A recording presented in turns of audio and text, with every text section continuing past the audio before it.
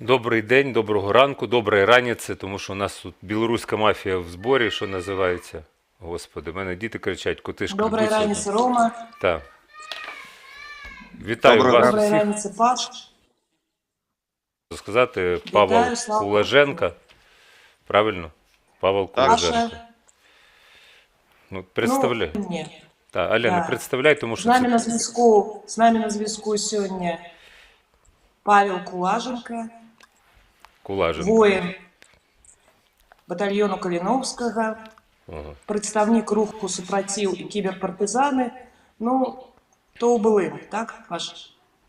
Ну, то так, докладно, але зараз я не представляю рух супротив, бо зараз я з'являюсь часткою батальйону Каліновського, і все концентрування фокусу йде на наше підрозділення, перш за все. Сталося те, що сталося. Рома.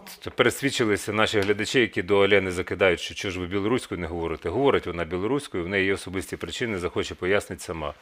Павел, тут Юлія Маркова з Харкова пише: Павел, вітаю. Не Павел, а Павел. Давайте вже називати себе так, як слід. Тобто, якщо у нас є Володимир Володимирович Хуйло, то він так і називається. Ми будемо його називати так. А якщо є Дмитрій там Медведєв, то він буде Дмитрій Медведєв, а не Дмитро Ведмедєв, там я не знаю. Що ж, давайте не без перекладів. Тому що якщо Владимир Цимошевич, то це Владимир Цимошевич. Розумієте? Тут різниця дуже велика. А Володимир це Володимир Великий. Самі знаєте, подивіться на 2 гривні. Ні, там Ярослав Мудрий, Володимир Великий на 1 гривні. Менше з тим. Друзі, я хотів почати з чого. Зараз буде у нас порядок денний. Поганих новин практично немає. Дивіться, це важлива штука, поганих новин практично немає. Сирен теж практично немає. Чи це значить затища перед буревієм? Можливо, ми не знаємо, ми не в Генеральному штабі. Погана ситуація лише в Маріуполі, про це докладніше трошки пізніше. Я звертаю вашу увагу, це в мене тут на моніторі, на ЕДПРО, шкільна дошка, ще раз повторюся, що в технологіях ми, вибачте, випереджаємо Московію не знаю наскільки, тому що про застосунок Дія, можливо, трошки пізніше, який оновився і дозволяє вам робити неймовірні речі. Величезне дякуємо там міністру діджиталізації Федорову. Так от на екран, якщо подивитися, от є трансляція, я її дивлюся тут на екрані не для того, щоб собою любуватися, тому я це не люблю дивитися. Тут є бонуси, а там, де бонуси, там є така кнопочка, яка називається спонсорство. Зверніть на неї увагу, я став спонсором 2-го рівня, там є спонсори 3-го рівня і 4-го рівня. Ви можете просто в такий спосіб долучитися, тому що якщо ви кидаєте в суперчат, донейти, там у нас забирає 30% з цієї суми YouTube, крахобори. Але якщо ви хочете зробити корисні внески, то там все в описі є, куди зробити перерахунок на українську армію, на Харків Хелп, на Саня Таран збирає. І, в принципі, ми ставимо там все, де люди збирають. Так само, якщо ви дивилися наш етер з Пробасом, то теж шукайте Пробас, діджей Пробас на Інстаграмі. Це волонтери в Харкові, в Кременчуці, які теж допомагають людям. І ми просто через те, що ми знаємо цих людей, ми їх, власне, і підтримуємо, і рекламуємо ці фонди, в які можна вкласти гроші для того, щоб допомогти цілій Україні.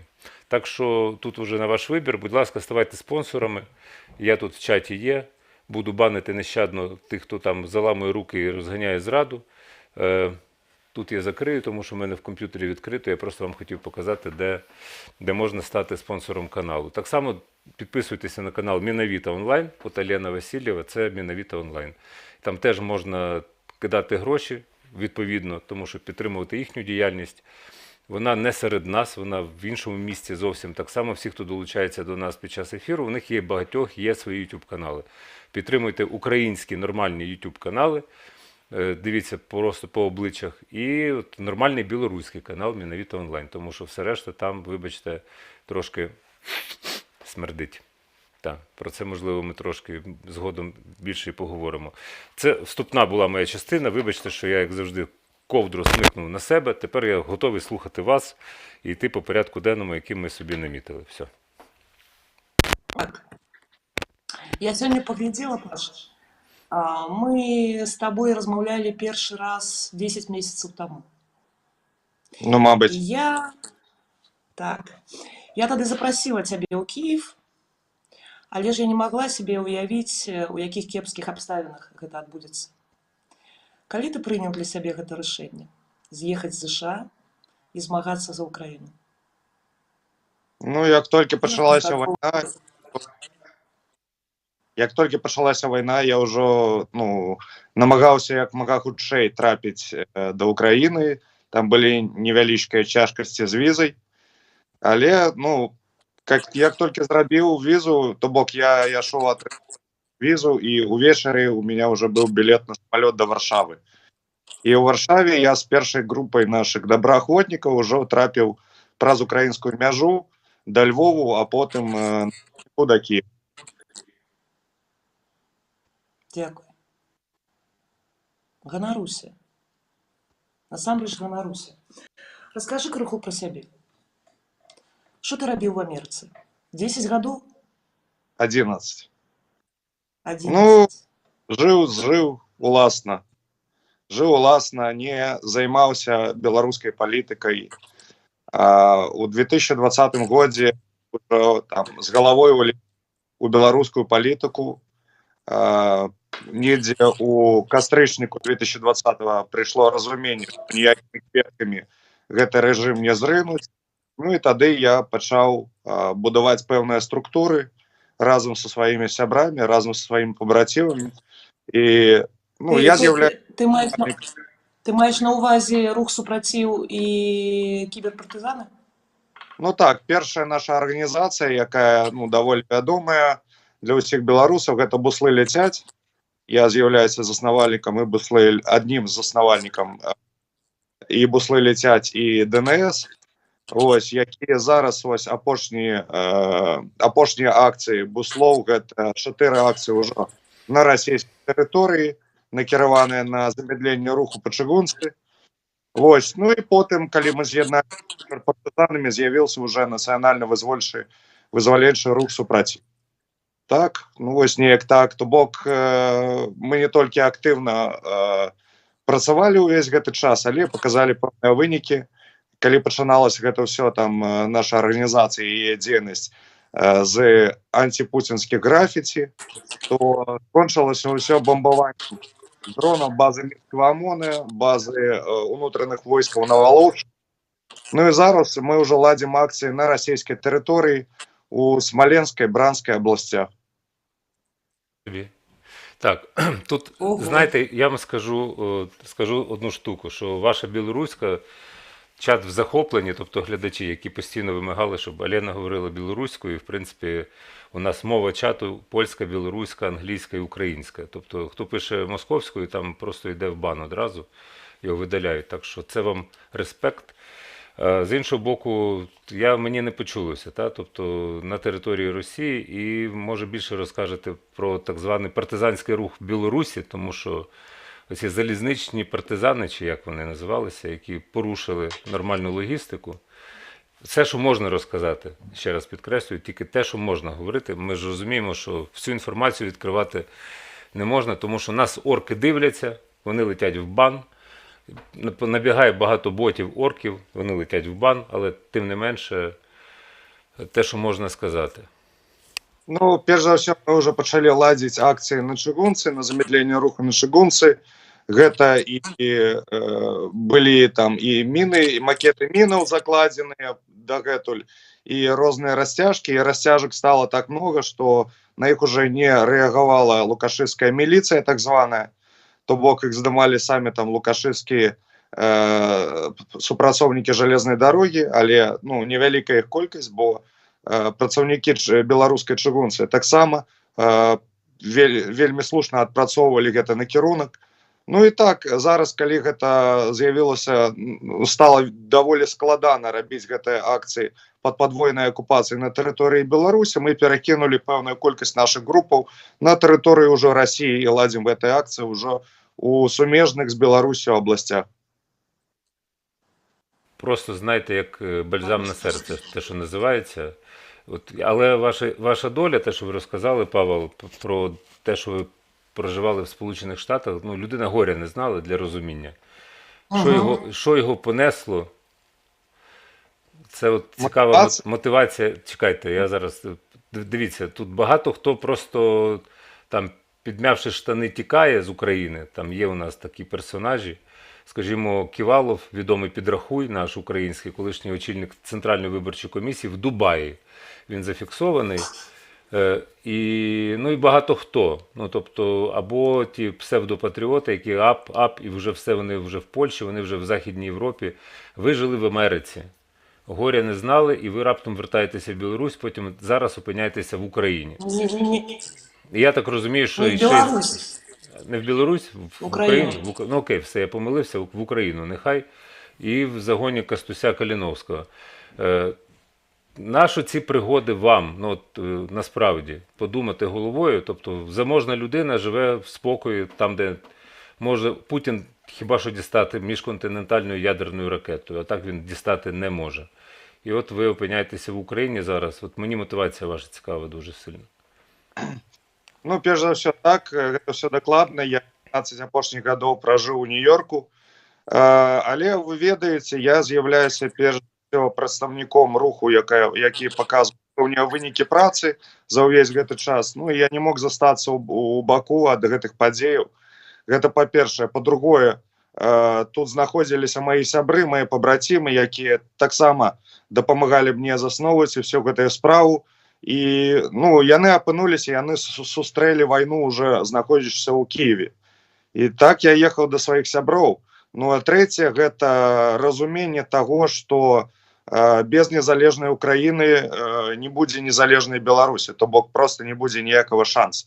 Ну і чацвёртае, тое, што Украіна зараз у нас вельмі добрыя стасункі з кіраўніцтвам Украіны, дзякуючы тым хлопцам, якія змагаліся здесь супраць расійскай агрэсіі з 2014 года у складзе, напрыклад, той жа вельмі вядомай тактычнай групы «Беларусь». І дзякуючы ім зараз у нас такія добрыя стасункі і зялёны свет на неабмежавальнае пашырэнне нашага падраздзялення. І Украіна адзіная ва свеце краіна, якая прадстаўляе зараз гэтую пляцоўку для беларусаў, для фармавання таксама гэтага вызвольнага войска, якая будзе потым вызваляць Беларусь. Бо я перш за ўсё асэнсоўваю сябе ўсё ж беларусам, нават знаходзячыся ва ўкраіне між сваіх братоў. Але ж для нас асабіста гэта такі першы прыпынак, бо другі прыпынак, канчатковы прыпынак, гэта ўжо вызваленне Беларусі. Паша, як ты думаеш, якая падтрымка будзе ў Украіне, у Беларусі? Падтрымка Ну, каго? ці ёсць людзі, якім патрэбен вот гэты трыгер, і яны будуць змагацца? Колькі адсоткаў? Як ты Я разумееш? не ведаю, у нас пэўная колькасць нашых групаў, то бок мы вывозілі нашы групы, калі пачаліся падзеі ва ўкраіне ўжо, калі пачалася другая вайна ва ўкраіне, і мы вывозілі нашы групы, таксама накіравалі нашы групы «Чорны бусел», якія бамбавалі базы ОМОН з дронамі. Потым мы перакідвалі пэўную колькасць нашых людзей увесь час з пачатку вайны ва ўкраіне. Ну і зараз мяне таксама чакала пэўная колькасць людзей у Польшы, каб таксама трапіць на вайну ва ўкраіну. Колькі наша група засталося ў Беларусі, я не ведаю. Не ведаю дакладную колькасць, але засталіся таксама і таксама будуць працаваць. Ну і таксама трэба ўлічваць шмат жадаючых, калі абставіны зменяцца, калі сітуацыя зменіцца. То бок я мяркую, што шмат беларусаў жыве перш за ўсё з ідэі вызвалення Беларусі, з ідэі пераменаў ва Беларусі у сваім сэрцы, і ўсе гэтыя людзі апынуцца на нашым баку. Так ці інакш. Дай Бог. Я можу ставити питання, так? Бо у вас трошки провертаєте педалі. Те, що називається в ефірі. Зависання. Дивіться, все це прекрасно і важливо, що білоруси є, виявляються не всі такими, як... Мені важко говорити, знову-таки, давайте так, я почну заново, що ми не є один народ. Тобто цю тезу можна відкидати, у нас просто 85% лексичних збігів. Тобто у нас 85% спільної лексики поміж українцями і білорусами. Це найвищий відсоток поміж слов'янськими народами. Але ми не один народ, це треба розуміти. Хоча були в Великому князівстві Литовському народ руський. Це, власне, були білоруси і українці. Ще були литвини, зрозуміло, литовці і поляки, якщо ви пам'ятаєте цю всю історію. Але от в цій парадигмі я б не йшов, що ми один народ. Ми не один народ, і кожен має свою долю. Білоруси мають виборювати свою долю теж, але має бути білоруська ініціатива в цьому плані. Чи українці допомагатимуть виборювати Білорусь? Я думаю, що так, тут безумовно. Але яким ви бачите майбутнє Білорусі, принаймні, давайте не робити так якихось закидів невиправданих зовсім. 5-річна перспектива. Все одно настане час, коли Україна переможе, а далі з Білоруссю щось треба буде робити. Так само і з москалями щось треба буде робити. Але оскільки і це різні народи, то Білорусь навряд чи потребуватиме патронату цивільної адміністрації і Міжнародного суду, окрім Лукашенка. Там про московитів це інша мова. Хоча спільна відповідальність все одно має бути присутня. Яким ви бачите майбутнє від Білорусі? Давайте так. Коли Україна переможе? Перш за все, Це до Олени теж питання. і каментар на конт той, што мы розныя народы, гэта сапраўды так, бо у нас генетычная падаснова розная, то бок украінцы гэта сарматы, падаснову беларусаў гэта балты, падаснова. По-другое, то, што нават у складзе Вялікага княства Літоўскага рускімі прызываліся не толькі украінцы, але русінамі называліся ўсе праваслаўныя людзі. Напрыклад, вядомы першадрукар беларускі Франціск Скарына прадстаўляўся ў Падуі, я ліцвін, русін і палачанін. То бок грамадзянства, рэлігійная выснова і ўжо месца знароджання. І па-трэцяе, наконт майбутняга Беларусі, я таксама не згодзін наконт міжнароднага прысуду Лукашэнкі. На маё асабістае меркаванне, Лукашенко гэта памылка беларускай нацыі, і нацыя яе павінна на шляху свайго ўжо станаўлення выправіць сама. То бок Лукашенко павінен боўтацца недзе на суку ў Беларусі, менавіта, не ў Газе ці не ў недзе іншым месцы. І наконт майбутняга, ведаеце, вось зараз ёсць такія беларусы, якія змагаюцца на баку Украіны, якія пацверджваюць сваю пазіцыю не словамі, а справай. І на маё асабістае меркаванне, на іх уладам Украіны, на іх украінскім баку трэба абапірацца. Выключна на нацыянальна арыентаваных беларусаў, якія бачаць Беларусь Беларуссю, а не нейкім прыдаткам гэтага кацапскага шобрастану. Якое будзе гэта майбутнє, гэта вырашым пазней, трэба спачатку перамагчы. І выжыць. Все одно бачення має бути.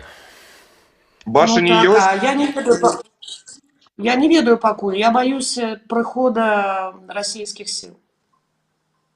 Занадта шмат ваты, занадта шмат прыхільнікаў прарасійскіх штабоў.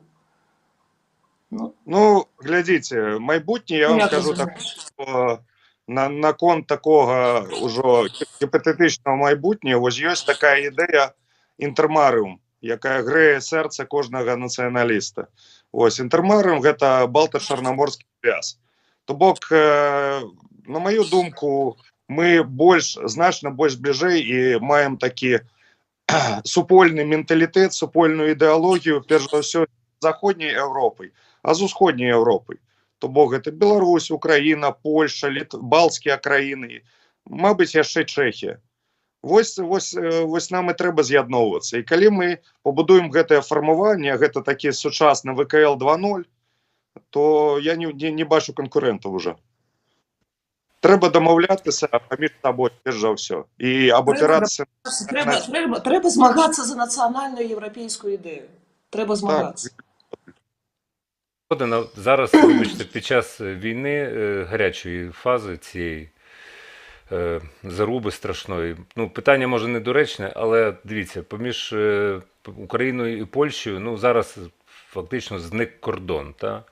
І українці масово там проживають в Польщі, працюють і, не знаю, це, воно перетворилося в якесь міждержавне утворення за великим рахунком, без всяких там законів, які ухвалювали б там Сейм і Верховна Рада. Але де-факто Україна і Польща, вони дуже міцно тримаються, хоча у нас є все ж таки Україна відстає від Польщі цивілізаційно, я маю на увазі, тому що Польща член Євросоюзу і НАТО, і все ж таки менталітет формується людьми, які проживають в цій країні, і трошки він таки відрізняється. Тобто за Україну тягнеться ще такий радянський хвіст, насправді. Якби ми не крутили, зараз його рубає нещадно сам Путін. Це його проблеми. А поміж Білорусі, Україною і Польщею, то там провалля страшне цивілізаційне. Тобто от ми говоримо про ідеальну картину міжморя, інтермаріум, але що робити з соціумом? Тобто, як швидко соціум може, скажімо так, надолужити трансформації цивілізаційні, це ж важливе питання. Не говорячи вже про економіку, тому що Україна жила в напівринку з олігархами, та Польща жила просто в ринку, а Білорусь в ринку не жила ні дня. І так само не було вільних виборів, вільних медіа. І це важка трансформація, насправді. Вона за один день не відбувається.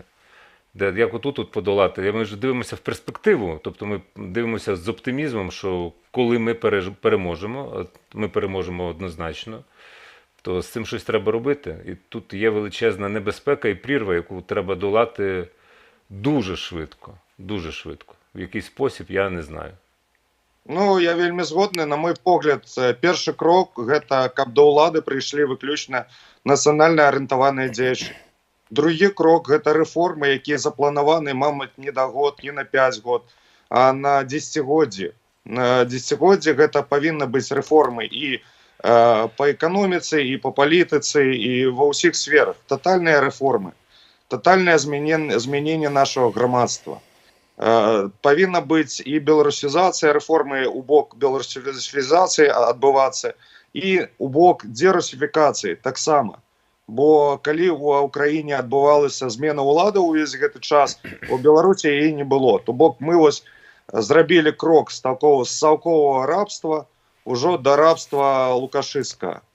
І вось гэта ўсё трэба знішчаць, вось гэты рабскі менталітет, гэта ўсё рэчаіснасць, якая пабудавана ў гэтым такім цалковым калгасе імя Лукашенко. Гэта ўсё трэба змяняць. Так, я вельмі згодны. Калі это адбудзецца... Я згодная. Плюс социум беларускі зараз атрымае прышчэпку ад рускага света. Ну, з аптымістычнага. Атрымлівае. Якщо в Білорусі люди мають можливість отримувати об'єктивну інформацію, те, що відбувається в Україні, тому що в Московській імперії, скажімо, ти там як негатив по лобі, вони все одно вперто будуть говорити, що ми тут ні при чому. В ліпшому випадку це все Путін, а в гіршому, що у нас громадянська війна на Сході. Та? Тобто тут важливий фактор є інформування, поінформованості білорусів стосовно того, що відбувається в Україні. Тому що це прикрий приклад, і тим більше вчора ж з'явилися документи, що Московія готувалася зайти військами і придушити протести в 2020 році. Просто, а сталося так, як сталося, тому що там колаборантів і так вистачало. Ті, хто здали Білорусь, сприяли здачі аншлюсу, фактичному аншлюсу. Так що... Я сьогодні читав Ігоря Тишкевича. Ось, пробач, Альона, вибачаюся. І Тишкевич каже, що ніякої окупації там не було заплановано, але було заплановано уздзеянне паміж лукашыцкімі сіламі військовими, якое, адбылося, давайте казаць прямо. Яно ж адбылося. Это ўсё там і ракеты з тэрыторыі Беларусі, і забяспечаныя і ГСМ, і забяспечаныя таким вялізным железнодорожным хабам, чыгуначным хабам, як беларускі, да, вось гэты пабудаваная кітайская залезнычная дарога. Гэта ўсё і адбылося. Гэта ўсё планавалася, мабыць, 4 гады, і, на мой погляд, значна горшая сітуацыя, калі людзі не толькі будуць там казаць, што это нейкая там грамадзянская вайна, а калі яны будуць падтрымліваць тых, хто ўвесь час сказаў, што Путін гэта мудры палітык, хто тапіў за інтэграцыю са Швабрастанам, і хто хацеў бачыць Пуціна трэцім ва ўсіх дамовах па Беларусі. Вось па мне еще значна горшая сітуацыя. Ну так, Паш, а штаб Тихановской собирается открывать тут свой центр. Лезуть Ну, я не усімі можу силами. робити що От, завгодно. ну, що думаєш, навошта їм гэта патрэбна? Іменно в Ну, Україні. зараз Подготовка. уже там вельмі негативно аб іх выказваецца у Літуве. Зараз яны там адчынялі нейкую вакансію на відэааператора ў Варшаве, мабыць, не сраслося. Ну і зараз яны ўжо у Киеве стала паспакайней, калі там оркі адступілі, калі оркаў адкінулі з Бучы, з Ірпеню. Ну і калі народ пачаў вяртацца, вось яны там з'яўляюцца ўжо там, едуць да Киеву, нешта спрабуюць адчыніць тут. Ну, хай спрабуюць. Тут усё залежыць ужо выключна ад уладаў, ад кіраўніцтва Украіны. Спадзяюся, што там ёсць зашмат разумных людзей, якія бачаць, хто ёсць хто. Спадзяюся. А што гэта за гучная історыя з палком пагоня, які так і не адбыўся? Яны ж з'ехалі ў Варшаву, здаецца, так?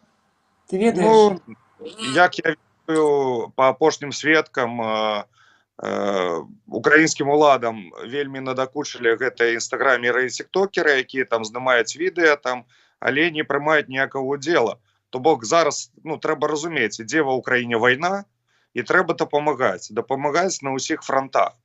Калі ці дапамагаць асабістым удзелам у баявых дзеяннях супраць расійскай агрэсіі, ці дапамагаць там валанцёрствам, іншымі справамі. Калі вы там знаходзіцеся на тэрыторыі Украіны некалькі тыдняў, там не некалькі тыдняў, месяц з лішкам, нічога не робячы, ну, навошта вы тады тут знаходзіцеся і адцягваеце рэсурсы? Вось ім прапанавалі такі выбар, што далучайцеся ўжо на нармальнае навучанне да баявых інструктараў на базе батальёна імя Каліновскага, ці з'язджайце. Ну, яны выбралі другі накірунак з'ехаць у Польшу. Што яны будуць рабіць зараз, я не ведаю, яны мне не дуже цікавы. Дякую. У нас зараз новини ні? Так, у нас новини через 2 хвилини зараз, 11:28. Зрештою, що вам сказати, Павел? Дякую велике за те, що ви є і що ви робите. Це дуже важливо. Багато важливої інформації для розуміння. Так що не вперше і не востаннє, напевно, ми зустрілися в етері. Бережи вас Бог Паша. і живи Білорусь, слава Україні. Живи век, слава. Паша, дякую велике. Сподіваюся на хутку зустрічу. Дякую за запрошення. Бережи. Тримайтеся. До сувязі. Покуль. До зв'язку. До зв'язку.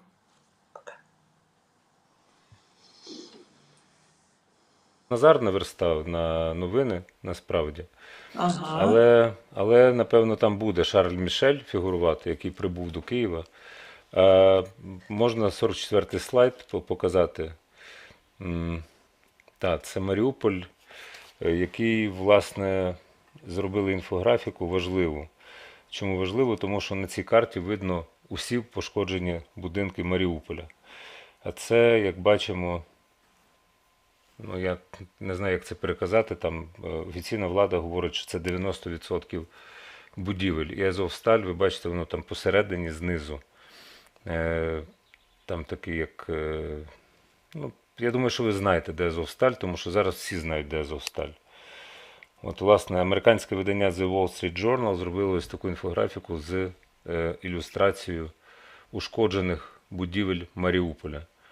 Як бачимо, цілого практично нічого не лишилося.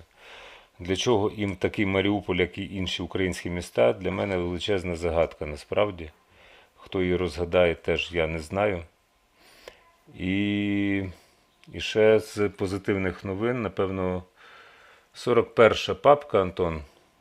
І я ж кажу, сьогодні поганих новин немає. Це Харків, це дзеркальний струмінь. І в Харкові, що цікаво, почали висаджувати квіти. От дивіться, Харків, який зазнає ударів, далі ракетних, бомбових, обстріли. Клумби в центральній частині міста вже прикрасили тюльпани та віоли. В Харкові завжди були гарні квітучі клумби, і цей рік не є винятком, зазначили працівники Харків-Зеленбуду. І попри страшні новини, якими ми живемо вже 56-й день, це прекрасні новини, що в Харкові висаджують квіти. Тому що життя, воно триває.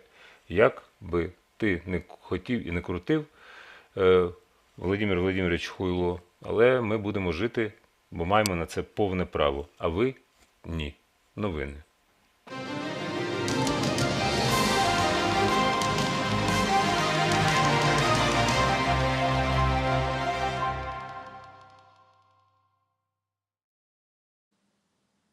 Вітаю в етері новини. Слава Україні! Мене звати Назар Задрій і триває 56-та доба повномасштабного вторгнення Кацапні в Україну. На календарі, до речі, середа, 20 квітня.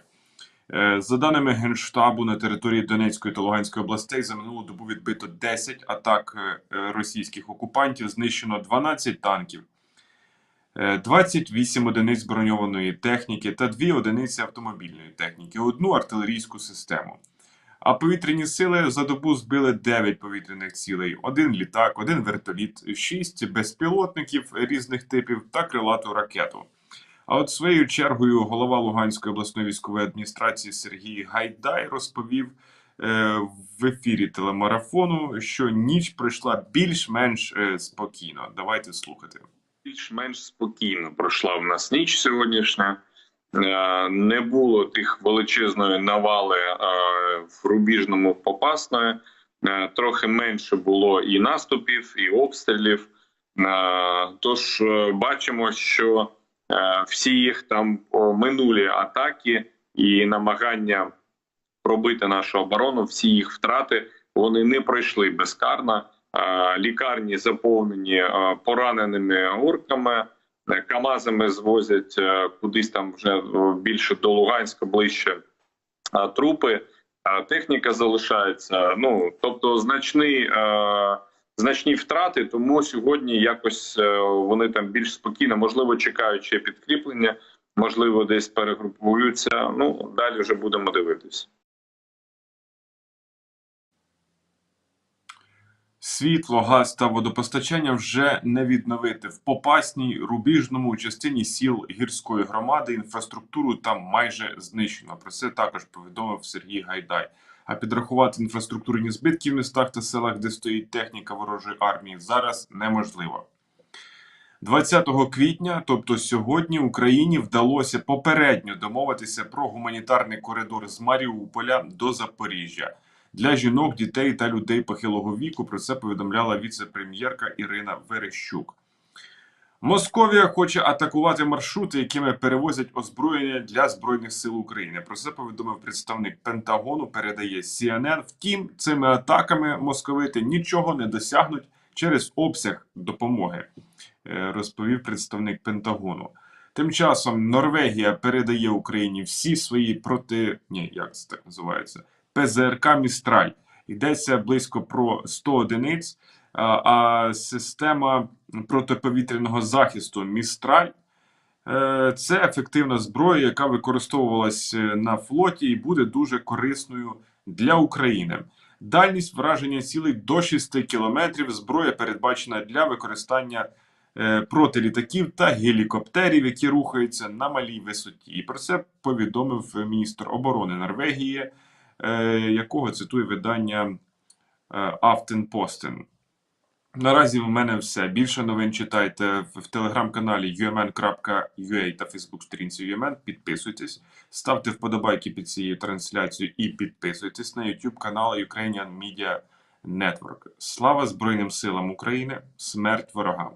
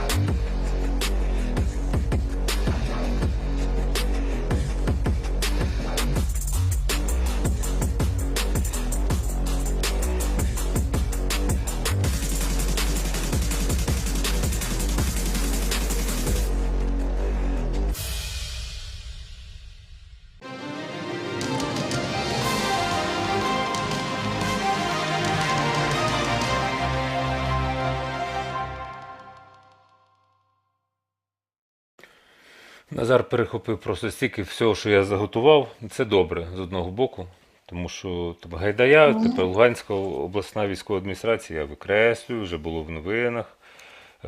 Потім що? Ці от нове озброєння. Я кажу, що поганих новин у нас обмаль практично немає. Це добре. Чи не перша доба така, коли не валиться негатив і якісь втрати, хоча втратили ми вже так багато. Єдине, що можу зауважити, це треба бути такими довбнями повними, це про московитів, щоб вміти просирати все. Все життя, чуже життя, власну армію просирати. Тобто вона вважалася другою армією світу, виявилося, що вона розкрадена. Тобто вона перша по розкраданню, насправді. Це добра новина для нас. Виявляється, що там літаків не така кількість зовсім. Вони їх з пенопласту понамалювали, там я не брав цей слайд, картинку. З пенопласту позбирали літаки, поставили на аеродромі, що аерозйомка, що літаки розвалилися в результаті, але менше з тим. Тобто, я не знаю їхнього потенціалу, тому що всіх цікавить, скільки в них ракет, якими вони обстрілюють Україну. Вже понад 2000, може 3000 ракет випущено по Україні. Скільки ще в них в загашнику, я не знаю. Так само, як і дальня авіація, оці літаки, ті, що базувалися в Полтаві, на аеродромі Полтава-4, так званому, які утилізували, частину віддали в Росію в обмін за газові так звані борги, то от вони можуть стріляти з відстані 3000 кілометрів. Тобто ми їх збити не можемо нічим. Це от така є загроза, яка лишилася так актуальною, як ніколи. Ну, ще ядерна зброя є. Ядерный, так. Да. Ну, Ми зараз підемо по нашому... Много информации. Так, ми зараз прости. по порядку денному своєму підемо, там ти теж накидала купу інформації. Я єдине, що стосовно... Ну, я про Беларусь еще что-то бы сказала, потому что Обов'язково. важлива информация. Аліна, нам головне не прогавити гімн України о 12 дня, а так у нас 1,5 години, ну, година 20 ще попереду. За графіком можемо і 5 годин зробити. Знаєш, всі будуть тільки радіти, що ми з тобою в ефірі тут присутні. Я просто про актуальну ситуацію, це, Антон, це слайд, можеш мене тут показати або взяти з Про. Та актуальна ситуація стосовно того, що відбувається на фронті. Як бачимо, там оці заштриховані мапи, вони трошки лякають, та, завжди. Краще дивитися на те, що називається трошки, як воно, черв'ячкова чи хробачкова мапа. І тут видно те, що контролюється, і які, власне, оці от хробачки пускають окупанти. От біля Сєвєродонецька ми бачимо, Рубіжне бачимо ситуацію. Між іншим, заклик евакуюватися, він актуальний для мешканців цих міст, заклик Луганської обласної військової адміністрації. Так що ви, людоньки, не чекайте горячка, а поки не пізно, просто перемістіться і не заважайте військовим робити свою роботу. Тому що ви бачили, що у нас лишилося від Маріуполя, що у нас лишилося від Ірпеня. Можемо показати теж, я знайду фотографію, там живого місця немає. Так що подалі від кулі бомбувань. Будь ласка, бережіть себе, це найголовніше. Які емоції б вами не опановували, не вирували над вами, я теж хочу додому. Ну і що? Я теж можу безкінечно довго хотіти. Я думаю, що Олена теж хоче додому вже 2 рази. Уже 2 раза. Да, так ну, що... гляди, все-таки я спочатку бы хотела у Киева. Вот. Ну, кстати, по поводу Киева, вчера видел, была растяжка, которая взорвалась. Да, ну, вернее, нашли растяжку. И таких растяжек, я думаю, много, потому что ДРГ работают, працуют. Так, це є. И нужно быть осторожным и в Киеве, и в любом абсолютно месте в Украине, потому что ДРГ працують завсёды и везде. Покуль. Ну, и даже в Ужгороде вчера поймали ДРГшников. Так что... Так вони можуть працювати по всій території України, справа в тому. Так. Ну, так это могут быть и растяжки, и с детишками надо быть осторожно, и где угодно. Ну, в общем, нельзя расслабляться. Я, если ты позволишь сейчас, просто, может быть, закончу белорусскую новость, потому что она не столько белорусская, она касается, может быть, всего, но и белорусская. Светлана Тихановская, но дело здесь не в Светлане Тихановской, вчера в интервью «Радио Свободы» подтвердила информацию о закрытых переговорах представителей Лукашенко и ЕС. Эта информация уже идет и от стран ЕС, и от внутренних источников в Беларуси. В Минске находится группа европейских экспертов высокого уровня. Беларусь готова освободить большое количество заключенных и ее мужа Сергея Тихановская в обмен на отмену санкций и некоторое сближение Лукашенко с Евросоюзом. Вот такая історія, Рома. Ну, я мало в неї вірю, насправді, з одного боку. З іншого, ми знаємо приклади європейської політики, оці мінливі, і подвійні стандарти. У нас тут наочні – це Франція, Німеччина. Ну так. Ну, видно, понятно, что он сильно, прости за выражение, сцит.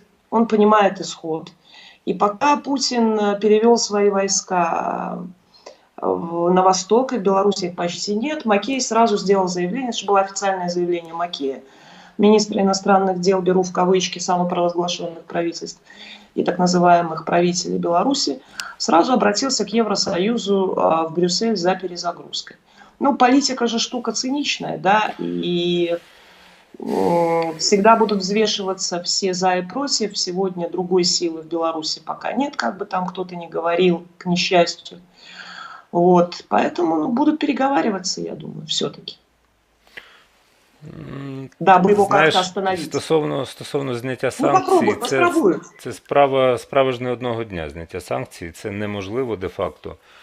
Те, що перемовини можуть бути, припускаю, тому що європейці все ж таки вони прагматичні, їм треба вибити оцю табуретку з-під ніг Путіна, яка називається Білорусь, звідки на Україну летять літаки і бомби, і ракети.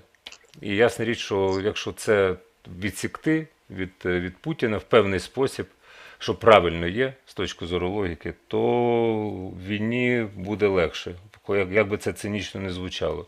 Тобто Україні буде оборонятися легше. Що буде ціною цих перемовин, я не знаю, бо я не входжу до керівних органів Європейського Союзу. А те, що там пані Тихановська переживає, що випустили її чоловіка, то це взагалі-то виглядає вже цинізмом level up.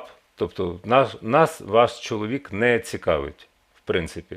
І обмін санкцій на чоловіка – це вже щось, це неправильно. Це якась дивна ціна. Тобто, щоб вашого чоловіка випустили. Ром, на самом деле я не думаю, что она вообще заинтересована, чтобы его выпустили. Она как раз это не сильно приветствует. И они не борются за политзаключенных. Для них это просто вечный источник ездить по миру и рассказывать, там, проводить какие-то. Плюс никакой же реальной силы они не имеют. С Франаком Вечоркой, так? Ну и, конечно, там. Ясно. Поэтому, це називається українською мовою грантожерство, в принципі, дуже простим терміном. Грантожерство, да. Ну так. Це такі упері на тлі демократичних перетворень, яких потребує Білорусь. Ви їх не робите, ви просто споживаєте гроші грантових організацій і країн Європейського Союзу. От і вся історія про Тихановську і Франака Вечорку. Если только то. Я думаю, что все-таки пахнет и не пахнет, а очевидно государственной изменой. Об этом мы с Аудрюсом говорили, потому что в Литве уже есть соответствующие документы об их участии. Я напоминаю, что Тихановскую вывезла для литовской границы КГБ. Она сидела в кабинете выборчей комиссии, потом ее взяли в машину и довезли до литовской границы. Если бы не хотели, она бы не уехала. Вот. А вчерашний документ, который был опубликован, украинские СМИ размножили, но никто внимательно не смотрел. Да, ГУР. Документ называется «Легенда к замыслу на перегруппировку». Легенда к замыслу. А в любом случае в настоящее время в Беларуси продолжаются там массовые протесты. И вот в этой легенде прозападно, в кавычках, ориентированное правительство во главе с Тихановской в настоящее время находится на территории Литвы. И я бы просила обратить внимание на предложение: митинги и протесты населения носят мирный характер, без провокаций силовых структур Беларуси для формирования образа, в кавычках, борцов с режимами Лукашенко. Поэтому история еще ответит на эти вопросы. И я буду об этом говорить, потому что, еще раз подчеркиваю, эти люди сейчас лезут сюда. Хотя я знаю, что свидетельств их здрады уже более чем достаточно.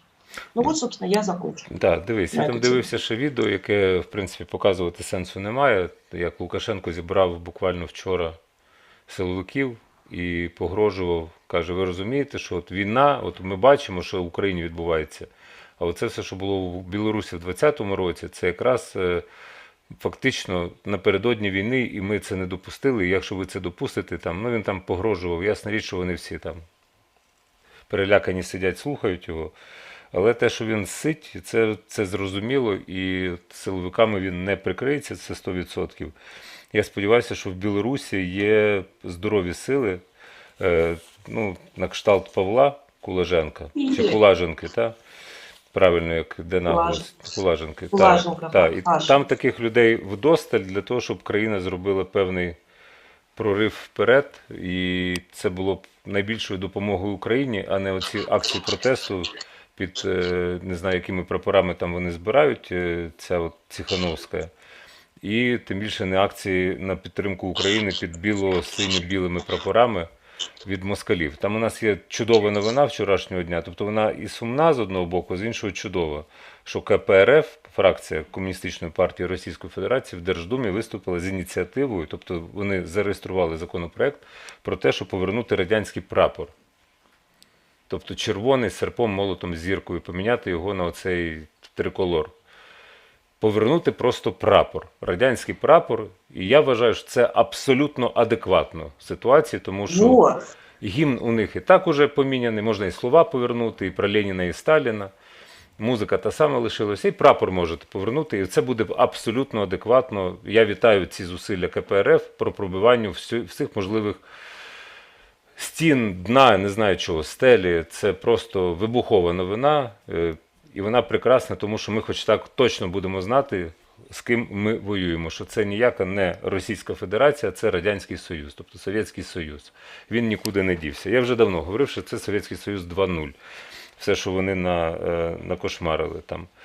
Так, гэта будзе адпавядаць рэальнасці. Так, тут питання до пані, чому ви з білоруським військовим спілкуєтесь білоруською, а з нами московицькою? Микола Грипіняк, між іншим спонсор якогось рівня. Ставайте спонсорами на каналі. Тому що дайте, Микола, я зараз виступлю адвокатом, я- дайте Алені час, будь ласка, бо дайте їй час. Вона не так одразу. Ви теж всі тут українізуєтеся не одразу. За 30 років хтось не спромігся вивчити українську мову і говорить, ну, я знаю український язик, але я стісняюсь, тому що я буду робити багато ошибок. Ну, робіть ці помилки, не страшно. Тепер ти, Алена, кажи про себе, щоб я не був адвокатом. Ну да, я ж параллельно выучаю украинский, и так мне очень тяжело перескакивать, а я хочу... Я когда разговариваю с человеком, который говорит украинскую, ну, мне сложнее пока. Ну как есть, ну а чего? Ну, когда белорусскую, я врубаюсь и спокоюсь. Володимир Аветісян, Максим Пащенко, Дайте вона не час. вміє. Вона вміє. Володимир Аветісян, ви не робіть такі висновки. Хоча Цихановська розмовляє. Цихановська читає суфлера, що написав Франок Вечорка.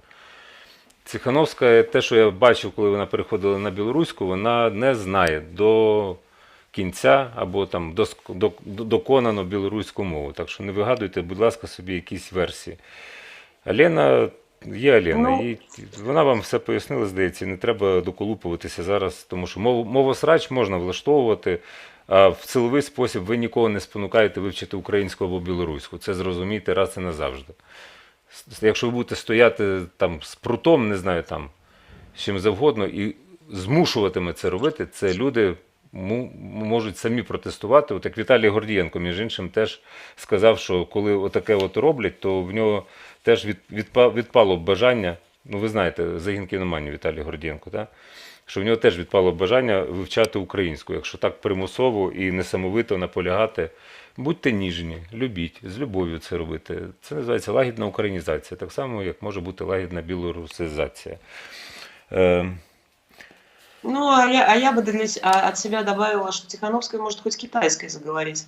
Вот в ее случае это вообще не важно. Потому что пророссийскими они как были, так и останутся. Я з тобою згоден. І у нас є смішна новина вчорашнього дня. От прямо під час ефіру вчора у Дена Борисовича 47-ма папка, очевидно, слайдів, що виставка відкрилася в Москві, в Музеї Побєди. Називається виставка «Обикновенний фашизм». Ми бачимо тут все, що завгодно, окрім свідчень про фашизм і нацизм. тобто в них в голові насрано, розумієте, так сильно. От навіть кримсько-татарською мовою, бачите, книжка, це ж фашизм. Гітлер-демократ, тобто дослідницький матеріал історичний, це теж нацизм. Все нацизм, все фашизм. А ось найцікавіше, оцей слайд потримаємо трошки і дивимося на книжку «Бандера Шухевич» авторства Данила Яневського. Потрапила в музей, купили ж книжку, привезли в Москву, розмістили, не кажучи вже про шеврони просто Збройних сил України. Тобто це теж ознака нацизму і фашизму. Ось такий у них музей Побєди. Між іншим, ні, ну тут далі все, що можна. Антон, тут вже далі все, що можна дивитися. Іден Борисович вчора сказав, що зайдіть на сайт видавництва «Фоліо», всі книжки, які ви зараз купуєте за його авторство, гонорари, всі, абсолютно, в 100% вони йдуть в фонд «Повернись живим». Так що підтримайте нацизм як можете. Ну, тобто наш український націоналізм. Купуйте книжки, читайте, там нічого немає фашистського в цій книжці. Хто купив, той знає. І критичне ставлення Яневського і до Бандери, і до Петлюри, і до багатьох інших історичних персонажів, на що він має повне право як історик, тому що він вивчає факти і викладає факти. А далі любити Бандеру або не любити – це ваше право. Єдине, що він перетворився на символ, навіть всупереч там бажанню багатьох українців, а пісня «Батько наш Бандера, Україна мати» стало теж культовою. Нехай так і буде. Нехай Бандера буде символом. Я не проти, я лише за. Так, що я там ще поназбирав? Що? Кажи. Ну, ты продолжаешь или... Та ти продовжуй, підтримуй мене якось. Ну, конечно. Так. Очередной раунд так называемых переговоров, я не знаю, говорил это Назар или нет, Израиль готов организовать возможную встречу Путина и Зеленского в Иерусалиме. Заявил, нам обозначил Израиль. Что ты думаешь по этому поводу? Ти закидаєш. А тепер, Рома, давай знову радіо Рома вмикай. Що я думаю з цього приводу? Я думаю, з цього приводу сказав сам Зеленський, вище керівництво України, що якщо Маріуполь ви доб'єте, то ніяких переговорів більше і не буде. Так що в Ізраїлі або в Істамбулі. Про Ізраїль це можна назвати словом «пізно всрався». Ну, українське таке є прислів'я, що, вибачте, раніше воно мало б бути місце. Та, до початку, там, до 24 лютого. Якісь перемовини могли б бути. А після 24 лютого, я думаю, що ніякі перемовини, в принципі, не мають ніякого сенсу, тому що це є війна відкрита, а Україні треба звільняти свої території. І шляхом перемовин ми їх навряд чи звільнимо. На жаль. Я охотно. Так що тут багато що придумувати не треба. Є корисна інформація, це слайд 40, про гуманітарний коридор. Україна попередньо домовилися про гуманітарний коридор з Маріуполя для жінок, дітей та людей похилого віку. Про це повідомила пані Ірина Верещук, віце-прем'єр по окупованих територіях. Інформація, вона ось така є, але вона не точна лише через те, що тривають все одно обстріли, і це є небезпечне пересування. Але станом на ранок було так, що збір в Маріуполі сьогодні, 20 квітня, з 14 години на розі вулиць Таганрозька та 130-ї Таганрозької дивізії, якщо там такі вулиці існують. Колона рухатиметься за маршрутом Маріуполь, Мангуш, Бердянськ, Токмак, Оріхів, Запоріжжя. Але все одно зауважує сама пані Верещук, що є небезпека, що це все може бути скасовано. Просто може бути скасовано через прості причини, що є обстріли, і орки, в принципі, їм байдуже на людське життя і на все інше. Ну и непредсказуемо. А параллельно же с этим в телеграм-канале советник мэра Петр Андрющенко сказал, что в Мариуполе, написал, в Мариуполе оккупанты угрожают расстрелять всех жителей без белых повязок. Угу. Оккупанты от мягких предложений носить белые ленты гражданским как отметку свой-чужой перешли к прямым угрозам об открытии огня на поражение по каждому, кто будет находиться на улице без таких отметок. Ну, от свіжі новини кидає Назар Задирій. Российская Федерация утратила доверие к українським переговорщикам. Офіційний представитель МІД Російської Федерації Захарова. Це остання заява. Це про перемовини. Тобто вони теж не будуть вступати в перемовини, і нам від цього стане, можливо, легше. А картинку про Starlink, Антон, ти сам покажеш, хоча що там картинка? У нас свій Starlink є. Завдяки Міністерству діджиталізації, тобто Мінцифри. Як я і обіцяв, ну це останнє повідомлення від Федорова, робимо швидкі кроки для повноцінної легалізації використання технології Starlink в Україні. Щойно НКЕК, Національна комісія я не знаю, як воно розшифровується, за ініціативи Держспецзв'язку ухвалили перше необхідне рішення, яким передбачено на період дії режиму воєнного стану використання абонентських супутникових терміналів системи SpaceX Starlink дозволяється усіма категоріями користувачів. Внесення змін до плану використання радіочастотного ресурсу України для унормування умов роботи системи SpaceX Starlink на території України відповідно до цього рішення. Стрімко рухаємося у технологічне майбутнє, поки наш північно-східний сусід рухається у середньовіччя. З чим я, власне, вас, орки, і вітаю. Я знаю, що ви приходите дивитися, так я вам можу сказати, що ви в жопі, в глибокій жопі. І русня йде вслед за русским воєнним кораблем. То есть нахуй. Вам для этого выданы все контурные карты. Можете заполнять, начать заполнять.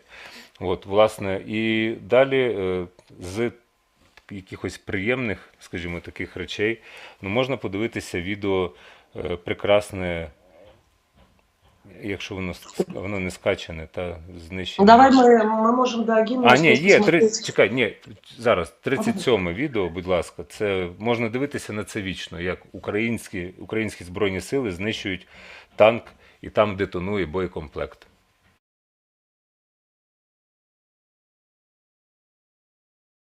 Ну, а що тут, що його казати, як воно, звісно, зараз буде красивий фейерверк.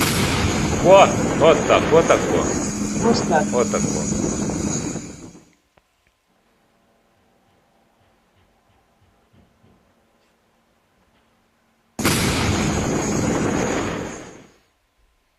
Що ти, Антон, по другому колу вже пустив? У нас есть, мы можем поглядеть видео из Чернигова, как выглядит Чернигов после прихода. Це якраз не хороше відео, насправді, тому Я що... не хорошее видео, а тому, ты хочешь хорошее? Ти знаєш, Чернігів, тут треба пояснити. Для киян це був тур вихідного дня. Ну, Чернігів. Це таке спокійне, провінційне, як би це там прикро не звучало, але це в хорошому контексті. Провінційне місто, дуже чисте, дуже смачне, дуже мальовниче, старовинне. Від Києва там їхати було годину максимум на автівці до Чернігова, щоб помилуватися краєвидами. Там у передмістях Чернігова ще купа всяких інших міст було, куди варто було б з'їздити. І ми їздили. Що приємно, що нас вразив Чернігів тим, який він викоханий, розумієш, він такий вилизаний, прямо обцілувати з кожного боку. На що його перетворили орки? Ну, подивимося, але все одно ми все будемо відновлювати це 100%. Мы с Марусей там провели первые дни, когда бежали с Беларуси. Я розумію. 50-те відео. Как раз. Ставим, ребята. Ну, зараз, 50. воно не все так швидко просто. Угу. Відео 50. Може після гімну? Антон може, каже, після- вже гімн. Так Ага. що, Чернігів там, окей, гімн України, 12 дня.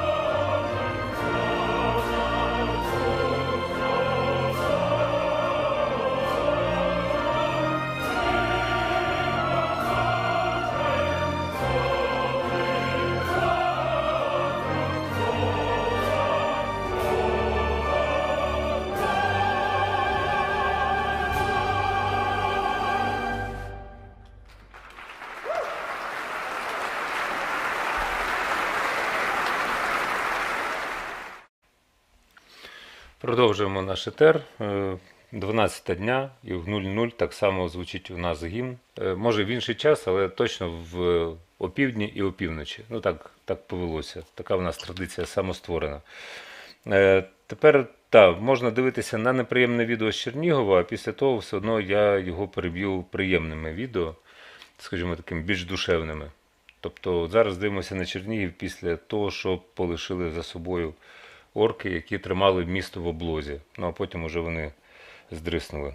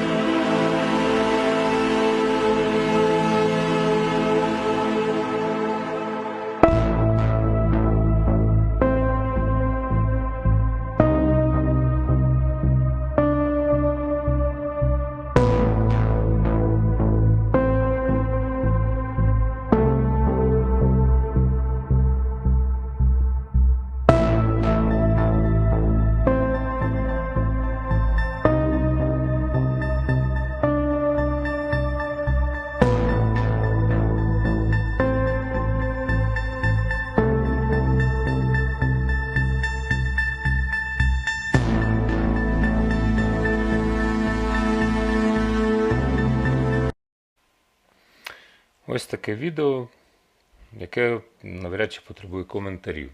Тобто це одне з українських міст, яке було обстріляно і просто нищилося до стану рівняння з землею. Те, що відбулося в Маріуполі, в Ірпіні, в Бучі, відбувається у Харкові і досі, між іншим. Як не крути, Харків під обстрілами, хоча кажуть, що цієї ночі було невимовно спокійно по всій території України. Не знаю, наскільки це правда, тому що я не можу вести всю статистику, але це затища, воно трошки лякає. От навіть люди в чаті пишуть, що це затища гірше, ніж протиповітряна сирена. Тобто, от, знаєш, тобто люди вже в певному психологічному...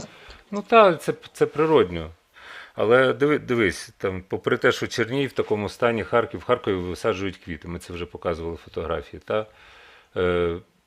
все одно життя, воно пробивається скрізь цей морок страшний і жах війни. Як би ми того не хотіли, все одно ми сильніші, тому що ми життєлюбні, ну, скажімо так, тому що ми воюємо з ким? З Ордою, з орками, насправді. Послухати, що вони несуть, на голову не лізе, чесно. Просто пояснити це неможливо. На голову не лізе. Так, от є такий політехнолог Глеб Павловський, він колись консультував, здається, разом з Гельманом Януковича і так далі. Є такий, він от живе в Москві. Ром, он же был и политтехнологом Путина, насколько я знаю. Ну так, було. Зараз він вже ні. Тепер він в опозиції. Я читаю те, що він пише. Я багато що читаю, те, що ви не читаєте і не читайте ніколи. Воно вам не треба. Тому що якщо почати довіряти будь-чому, що пишуть в Телеграмі, то можна з глузду з'їхати, в принципі. Так от Глеб Павловський, цей прекрасний политтехнолог, чем дальше в лес, тем больше туманных объяснений войны. Уж по части самодовольства СССР всегда был впереди Запада. А вчера мой старый друг-демократ в доказательство нацизма в Украине прислал фото свастик тату украинского пленного. Ох, видно, старина давно не бывал в Сандунах. Министр иностранных дел России Сергей Лавров в интервью телеканалу India Today объяснил глубинные причины проведения специальной военной операции на территории Украины. Настоящая причина – самодовольство многих стран после окончания Второй мировой войны, сказал Лавров.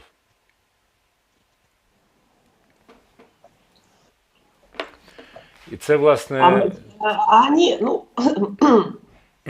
слушай, даже если раньше они были маразматичными, но там хоть какой-то пытались включить интеллект, так сейчас уже и он не включается никоим разом. Ну что это, что это вообще? Це заздрість. Це називається заздрість і неміч. От це так пояснюється. Ми не будемо розгадувати далі знову таки те, чого немає. Не будемо. Те, чого немає, тому що це zero. Їхнє Z, це, в принципі, це zero. Більше нічого. Хоча там... І не читайте ні «Медузу», ні це все. Дудя, не дивіться, будь ласка, забудьте про так званих ліберальних москалів або ліберальні ЗМІ. Їх не існує. Медуза змішує там гівно з повидлом, я перепрошую, пропорції 80/20, як це заведено у пропагандистів. З одного боку пишуть, от війна, там все, там от ми підтримуємо Україну, з іншого боку тут же пишуть про обстріли Белгорода. Вдумайтеся, про обстріли Белгорода. Ну, а ты не видела, они еще и вживают фразочки русяцкие, например, спецоперация, можно Та-та-та. сказать, вместо І вони кажуть, що вони там іноземний агент самостійно на себе Так.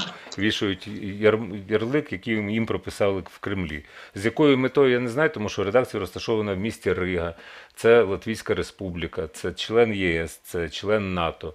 Якщо вони такі сміливі, то підняли сраки і переїхали в Москву. І там от пишіть подібні матеріали. Більше буде. Ну, у них у всех сценарии написаны в Лубянке. Ну, Так, Белсат сидит в Польше, то же самое. В Литве сидят. Ну, все одно российско-либеральное. Мені Ну, цей вот кент оно з Белсата проходит. так і не відповів, в принципі. Ну, менше з тим. Той, що брав інтерв'ю у самки москаля, мамки, яка і бажав їй щастя, витримки і здоров'я. Так от, у Назара не було в новинах. 45-й слайд, будь ласка, Шарль Мішель. Це голова Європейського Союзу. Він прибув до Києва, що прекрасно.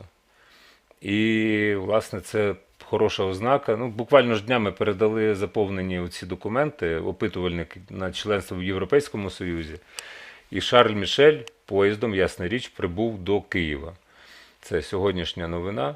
Вона, в принципі, як знакова, дуже хороша. Тому що це те, чого прагнула Україна і прагне, і значить ми маємо підтримку від партнерів навіть у вигляді візиту. Очевидно, що це не просто візит, тому що просто візитів не буває. Це треба бути, не знаю, там, Гретою Тунберг, там, щоб просто так робити візити. А тут, очевидно, приїхали про щось далі домовлятися стосовно членства в Європейському Союзі України. І по-іншому я це пояснити не можу. Ще в мене є новина. Це компанія, значить, це 42-й слайд, компанія Environment передала Україні понад 100 безпілотників-розвідників. І для цієї компанії велика честь підтримувати народ України, сказав її президент Вахід Навабі. І він зазначив, що безпілотник Quantix Recon не фіксується радарами і забезпечує точну і швидку передачу розвідданих у віддалених важкодоступних районах поля бою. От такі у нас сьогодні хороші новини. Таке враження, що ми перетворюємося в канал позитивних новин для українців. Це прекрасно. Ну так, дальше же поддержки будет еще больше. По мере того, что происходит, даже самые розовые европейцы, которые там еще во что-то верили, перестают это делать. И плюс под давлением собственного социума европейского, который, ну, несомненно, посмотри, как везде, страны Балтии, я смотрю, какое движение происходит, даже в Германии, даже в пророссийской Германии. Хто б міг подумати, навіть в Германії, щоб могла сказати, Даже в навіть Германії. в Німеччині, знаєш, навіть там, у цих от притрушених німців, ну, звучить, я б ніколи не подумав, що може Звучить, бути така фраза. Ну так, ну є так, як є. Тобто ми знаємо навіть в Німеччині. Ну, є ще одна хороша новина, її проілюструвати неможливо, що в своїх заявах Держдеп говорить про те, що Україні вже практично надано необхідну допомогу у вигляді літаків та протиповітряної оборони. Тобто це я не придумую, не видаю бажане за дійсне, але це пряма мова, що вже практично надана ця допомога. І, очевидно, і важке озброєння з боку Нідерландів і Британії теж. Воно вже по дорозі на Київ. Москалі, ну, британська розвідка говорить, що москалі можуть почати нищити інфраструктуру для доставки цих вантажів, але вони все одно будуть доставлені, тому що іншого виходу немає. І якщо наважаться бомбити, я перепрошую, ну це знову буде означати нову межу і неминуче втягування країн Заходу в цю війну в буквальному вигляді, не просто допомогою, а вже участю. Ну, це я так думаю собі, що це неминуче, тому що куди все рухається, то по-іншому і бути не може. Хоча вони говорять, що там українці будуть воювати самі, допомоги не буде. Я думаю, що настане цей час Х, не Х-фактор з Оксаною Марченко, а час Х. Та? Коли це стане неминучим і стане фактом, тому що це є глобальна війна. Це не лише війна Росії з Україною, це світоглядна і цивілізаційна, якщо хочете, війна. На жаль. І ще у нас є карти, я зберіг. Ты... Що? Ну, так, да. Нет, ну, давай, я думала, будем ли ставить перехопленную розмову СБУ. І ще одна. Думаешь? Їх така кількість. Ну, І є у нас. ти скидала, тоді ти маєш сказати, що це за номер. І ясна річ, що можемо послухати ще одну перехоплену. 51. 51 номер, так. Ну, можем послухать. Если уже через прокуратуру работать, потому что я знаю, что срочников забирают через прокуратуру, потому что даже ко мне подбегали эти срочники, они там трусились, дай позвонить там отцу, он там решит вопрос, меня заберут. Я говорю, да на, говорю, звони, говорю, без проблем, говорю. Типа, едьте, говорю, что тут, говорю, делать. Короче, Да дело в том, что тут наша местная прокуратура, блин, гнилая просто. Да, ну, оно так и есть, наверное, не знаю. Ну, срочников тут и на показуху забирали, якобы, что их отправляют. Некоторых оставили, а одного кидали, там, срочника, он там 2 раза на передке был, там, ну, короче, в жесткие ситуации попадал, его аж там трусило. И все равно его оставили, не могли назад отправить. Короче, его тут, ну, короче, кого-то отправляют, кого-то не отправляют. Тут непонятно, что, короче, творится. Ну, короче, буду все равно искать. Владик, будем искать ходы обязательно. Ну, Тут нема що то, собственно, коментувати. перехоплене. Алена, послухай, у нас Ага. так ми дуже швидко рухаємося. Це розмови у нас можуть бути філософські, але актуальним є психологічна допомога від Тараса Білки. Не сцять, 56-й день. А у нас якраз є перерва, щоб зробити необхідні справи. Що ви виспались? Добрий ранок, ми з України, з Запоріжжя. Не з цим стоїм їбашимо. Ранковий випуск розборів психоемоційних станів. Погнали. 56-й день війни. І сьогодні на вчорашньому рівні абсолютно втримуємо це плато. Це прекрасно, попри новини з Донбасу, попри обстріли Маріуполю, вдається втримати психоемоційний стан. І це просто неймовірно. Це плато зараз, яке у нас є, воно важливе. Ну, кожен день війни важливий, це зрозуміло. Якось так, у мене таке враження, що починає повторюватися. Але коли відбувається плато, і ми утримуємо свої емоції на тому самому рівні, який був до цього, це значить, що ми вже більш стійко реагуємо на різні тригери. І це дуже важливо для нас з одної простої причини, що нас складніше вивести з рівноваги психологічної і психічної, а на це все спрямовані атаки і ПСО, інформаційно-психологічних операцій, на це все спрямовані атаки ботоферм і дезінформаційна війна, яка теж ведеться проти нас повноцінно. Тому це дуже ключовий момент, і ми бачимо за останні 2 тижні уже у нас емоції і наша психіка стабілізувалися. Це круто, це дякую вам, молодці. Впевнений, що я до цього руку доклав, але мені хотілося би так думати. У цивільних стабілізація багато хто повернувся і до творчості, багато хто повернувся, почали знову читати книжки, почали дивитися якісь цивільні фільми. Це важливо, тримати емоційні гачки з тим життям, яке було у нас до війни. Тому що це допоможе нам в цій війні, а це війна кожного. І ще більше треба стабілізуватися і бути стресостійкими. Я розумію, наскільки це складно в умовах війни, коли є багато горя, багато смертей, багато... Мені здається, немає зараз родини, у якої би хтось з родичів не воював, тому що це війна кожного з нас, кожного українця. Але тим не менше треба якось чіплятися і знаходити емоційні гачки, так звані, з мирним життям, яке було в нас до війни, читати книжки, дивитися кіно, творчість, це все прекрасно. І те, що про планування я говорив, зараз в повний арсенал можна цього всього застосовувати. І повернутися обов'язково треба, там, де це можливо, звичайно, і де безпечно, до прогулянок на свіжому повітрі і до невеличких пікнічків. Хтось говорить, що, не на часі. Шліть цих людей, тому що це на часі завжди. Військові. Інтенсивний тремор. Зараз поясню детальніше. Прекрасний стан, він дуже дивний, складний, але я сам не раз його відчував. Психоемоційний стан військових набагато цікавіший. Вони відчувають інтенсивний тремор. Я таке відчував кілька разів. Я пробігав свої марафони з дитинства в спорті, все таке. І тому це той стан, коли це не просто коли трусяться руки від надмірної знервованості, це коли ти вже бачиш якийсь фінал, це коли ти вже досягаєш цілі, і до цілі вже рукою подати, ти розумієш, що треба зробити останній ривочок, і ти знаєш, що у тебе на це є сили. І тоді починає трішки такий бути приємний тремор в організмі. Погугліть, це дуже цікавий стан.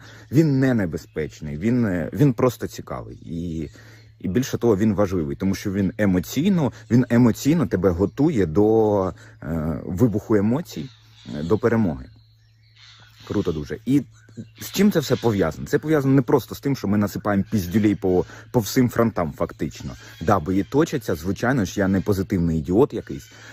Бої точаться, це війна, є втрати. Але загалом психоемоційний стан наш, інтенсивний тремор. Пов'язано це все також з тим, що більшість країн уже наших партнерів, союзників, нарешті почали надавати серйозну техніку для війни. Це вже не іграшки якісь. І ті, хто до цього якось тягнули, якось вповільнювали це все. Я розумію, що частина країн ще не дали, і вони купуватимуть собі індульгенцію, відбудовуючи Україну після цих... Блять, можна тихіше каркать там? Я тут відео записую людям. Відбудовуватимуть, купуючи так звану індульгенцію собі. Типу, ми ж не надавали зброю, а тепер давайте якось долучимося до відбудовування країни. Україна взагалі зараз стає вже стала геополітичним центром світу, а скоро стане ще й економічним і взагалі найцікавішим плацдармом для дослідження. На одному туризмі піднімемося піздець просто. Так от, давайте от коротко, станом з вчорашнього вечора до сьогодні, які країни про що заявили. Нідерланди надаватимуть важку техніку і бронетехніку. США постачатимуть артилерію. Канада готова надавати артилерію. Чехія заявила про те, що готова ремонтувати танки і бронетехніку пошкоджену українську. З Британією взагалі все дуже прекрасно. Це наші братішки. Фінляндія заявила про військову допомогу і навіть Румунія. В той же час не треба надмірно бути позитивними, тому що застосовуються нові технології і ПСО, нові підходи, нові операції так звані. Коли починають, у нас, є втрати. У нас багато військових та й цивільних знаходяться в полоні. І зараз терористична організація. Росія, я їх тепер так називаю, русські. Оці долбойоби лишайні, опоясані синдромом, русского міра. Єблани. Починають їхні кібертерористи дзвонити українцям, у яких члени сімей знаходяться імовірно в полоні або зниклі безвісти, і пропонують за гроші їх розшукати або допомогти зі звільненням. На це вестися не можна. А на фоні всіх новин про військову техніку Пентагон заявив, що Україна дуже сильно посилила свій повітряний флот. І от тут дуже цікавою є стаття з Forbes, яка говорить про те, що країни-члени НАТО готові з часом вже надавати зброю НАТО. І тут важливо теж треба розуміти одну ключову суть. Тому що до цього моменту українські військові навчені працювати з технікою ще радянських зразків або з технікою, яка вироблена там була в Україні. Ми прекрасно бачили, як працюють Нептуни, що таке Стугна знаємо. І от наші союзники дають весь цей час зброю, яка знайома українським військовим. Але це, фактично, це раритет. Просто ми же воюємо проти тих, хто звик, ходить в мавзолей і користуватися музейними експонатами. Так ми проти них і воюємо. Але скоро дуже вже буде надходити сучасна зброя зразків НАТО. Там є нові боєприпаси до неї, там нові системи управління, цьому всьому треба вчити, але це теж не проблема. Українці – нація, яка дуже швидко вчиться, є інструктори, і наскільки мені відомо, багато хто з них вже проходить навчання. І це прекрасно, тому що дещо я таки бачу і прям кайф. Красиво, нравиться, піздець. Понравиться, правда, не всім, особливо не понравиться тим, хто залишиться в українських чорноземах навіки вічні. Гандони поторочені. І от на фоні цього всього, що відчувають окупанти, лишайні русські. Буває посттравматичний синдром, а буває значно тяжча річ, складніша в умовах війни, яка зветься бойова психічна травма. Можете погуглити детальніше, є цілі дослідження. Але що це значить для нас? Бойова психічна травма – це не те ж саме, що посттравматичний синдром. Тому що посттравматичний синдром, він у людини накопичується і потім проявляється після того, як людина повертається до мирного життя або так званого мирного життя, умовно мирного життя, цивільного.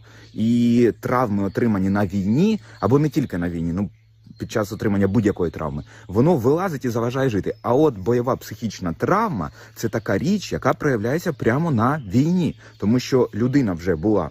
Яка, людина? Скільки можна? Тарасик, тьфу.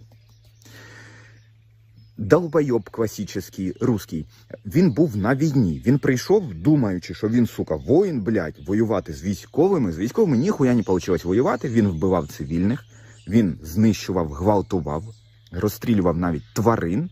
І зараз це все випливає згідно перехоплень, згідно того, що ми бачимо. Кількість дезертирства, кількість опитаних вже, м'якенько сказав, хай буде так, опитаних, тих, хто здалися добровільно, ми бачимо, згідно їх свідчень, навіть по Запорізькій області, що відбувається в рядах цих долбойобів русських. І там ця бойова психічна травма, вона прямо яскраво виражена стала, тому що це прямі психічні, психологічні розлади, коли люди не здатні вести бойові дії, тому що вони то думали, що вони воїни, а вони гниди. От і все. І зараз це буде проявлятися ще більше, більше і більше. І людей з цією травмою, коли починають закидати в прямі бойові дії, нам це тільки на руку, тому що у них почнуться самостріли, саморани і проча хороша, прекрасна хуйня, яка мені дуже сильно нравиться. А нам своє робити, не з цим стоїм єбашимо. Уже з зелененькими листочками, клас.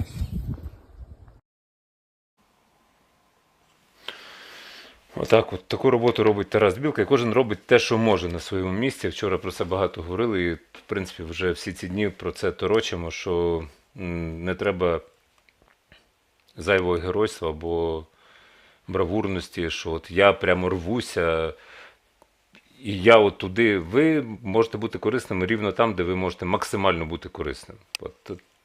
Це закон війни, просто який ми зрозуміли з першого дня теж.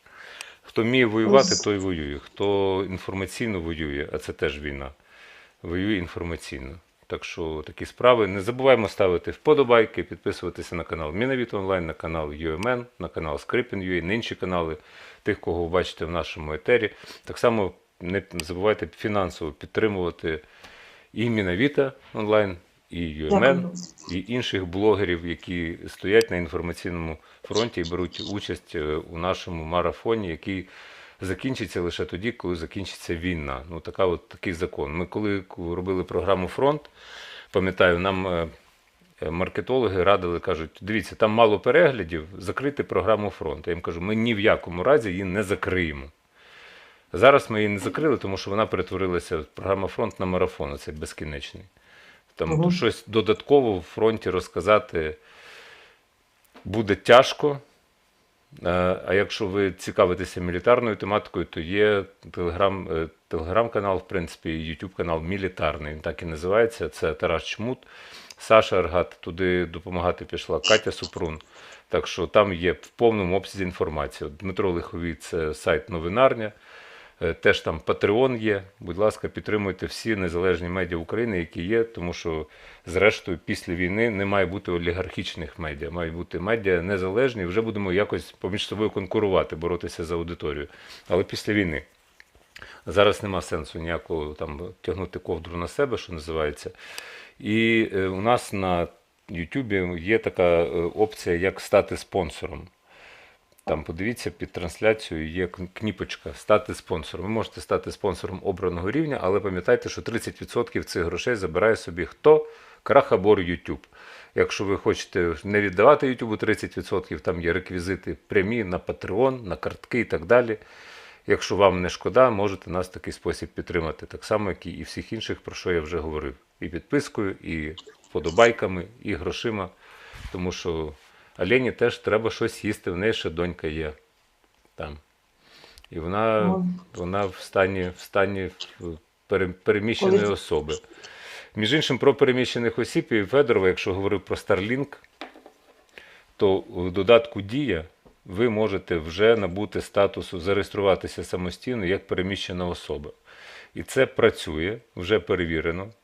Дія ріднесенька, слава Богу, що ти є. От у мене є тут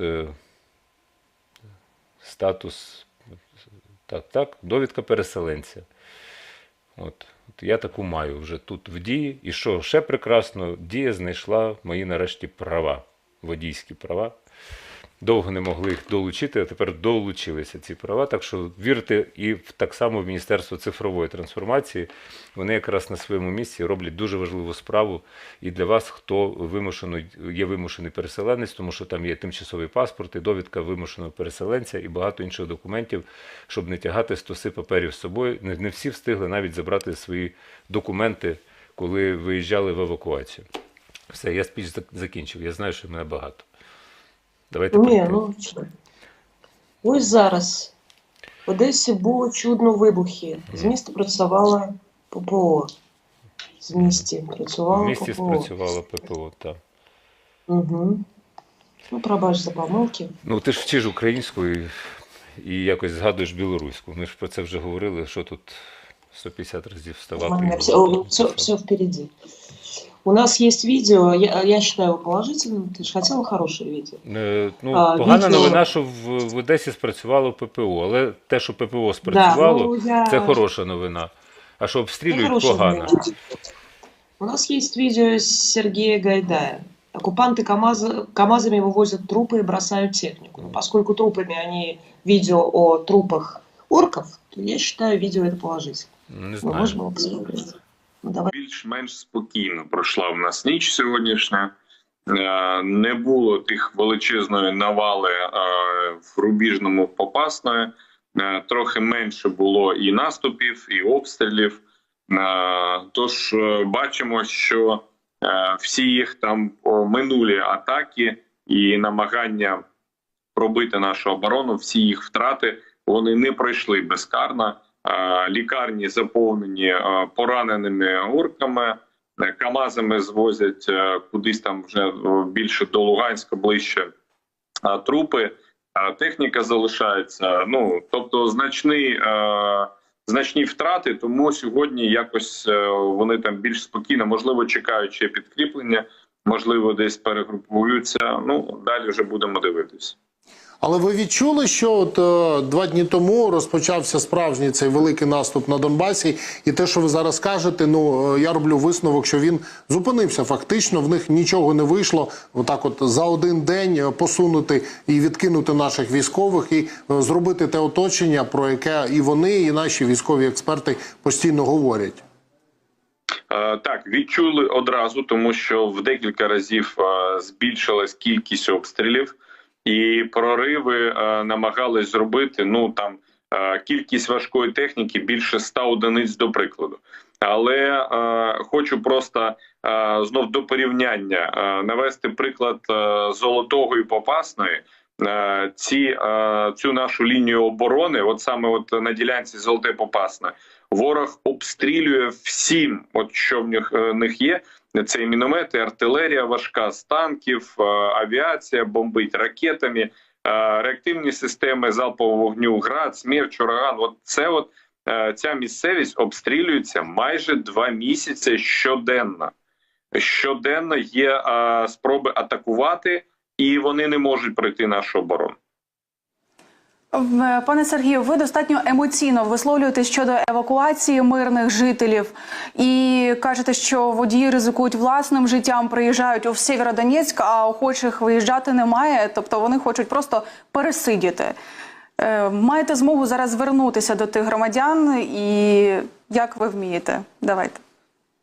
Знаєте, я зараз дійсно хотів би звернутися до тих людей, які залишаються в наших населених пунктах, містах і селах, селищах Луганщини. Вже в нас є, на жаль, приклади, коли ми домовляємось про евакуацію в Кремені, 100 людей майже чекають евакуації, а зранку вона вже неможлива.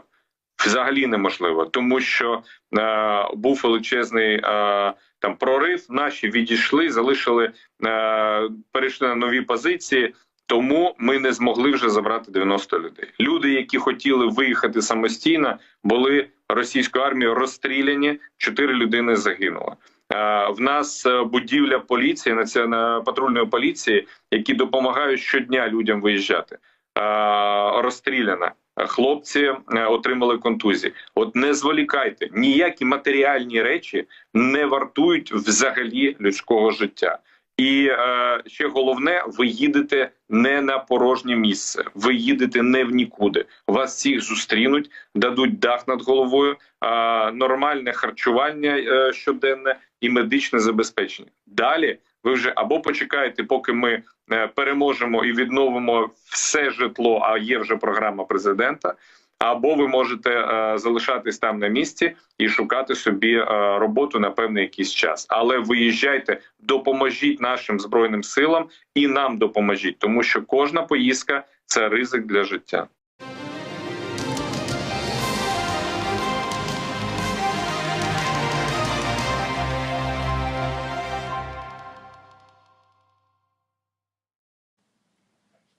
Слава Україні! В етері новини. Триває 56-та доба повномасштабної війни Кацапні проти України. На календарі середа, 20 квітня. Московити проводять приховану мобілізацію та активне вербування за високе грошове забезпечення колишніх учасників бойових дій у Сирії, Афганістані, Чечні. Про це повідомив Олександр Мотузяник, речник Міноборони в інтерв'ю РБК України. Також відомо, за його словами, про спроби мобілізації людей, які проживають в ОРДЛО. Ці люди частіше за все ніколи не тримали в руках зброї, зауважив Мотузяник. Далі цитую. За усіма правилами ведення наступальних операцій атакуюча сторона повинна мати більшу кількість військ, принаймні втричі. Але, зважаючи на теперішні бойові дії, сучасний рівень озброєння, техніки, можливостей авіації, така перевага має бути більшою. Принаймні в 4-5 разів. Саме це Росія і намагається зараз зробити, наголосив речник Міноборони. Частина російських солдатів, зараз ми говоримо про протестний потенціал Русні, слухаємо. Частина російських солдатів готова бунтувати проти своїх командирів. Вони настільки озлоблені на власне керівництво, що обирають з-поміж двох варіантів – розстріляти його на місці або дочекатися приїзду додому і написати цілий том заяв у військову прокуратуру Московії. Про це повідомляє прес-служба СБУ, і вона опублікувала відповідне перехоплення. Приехал же наш полкан, типа, ебать, ну, который у нас раньше был, ебать. Мы его спрашиваем, что, ебать, делать, ебать. Говорим, у нас ни оружия, ничего, здесь беттеры катаются, ебать. Вот, ебашьте всех гражданских, нахуй. Кто не пойдет, всех ебашьте, ебать. Ну, блядь, как? Охуеть. А потом кричал, ебать, типа, кто пост покинет, ебать, будет дезертирами, ебать. А Да другие пошли мы вы сидим, нахуй. ебать. Мы с пацанами Посылайте сидим, их ебать, нахуй, блядь. Мы, короче, стояли, нас выставили, типа, на посты, понял? Только вот вчера мы чудом, блядь, оттуда съебались. Между нами такая пальба была со всех сторон, ебать. Мы 3 дня, ебать, вообще без нихуя сидели. Наше командование, которое у нас, понял, они получили провизию, там, сигареты, ебать, питание, блядь. Знаешь, что они сделали? Руководство наше все съебалось, нахуй. Всех кинуло и съебалось. И мы не знаем даже, где они. Вот шакалы ебаные, блядь. Ну, постреляйте их нахуй, да и все. Потому что они, блядь, ну прикинь, ебать, не дали людям, ебать, ни путь к отступлению, блядь, ничего не сказали, даже провизию не привезли, ебать. Вот мрази, блядь, конченые, сука. Я же тебе говорю, мы 3 дня... Блядь, вообще без- застрелите его нахуй, блядь, так чма этого ебаного, блядь. Первого просто, блядь. Я же говорю, я приеду, я в прокуратуру целый том накатаю, ебать. Да надо по-любому военную прокуратуру связываться.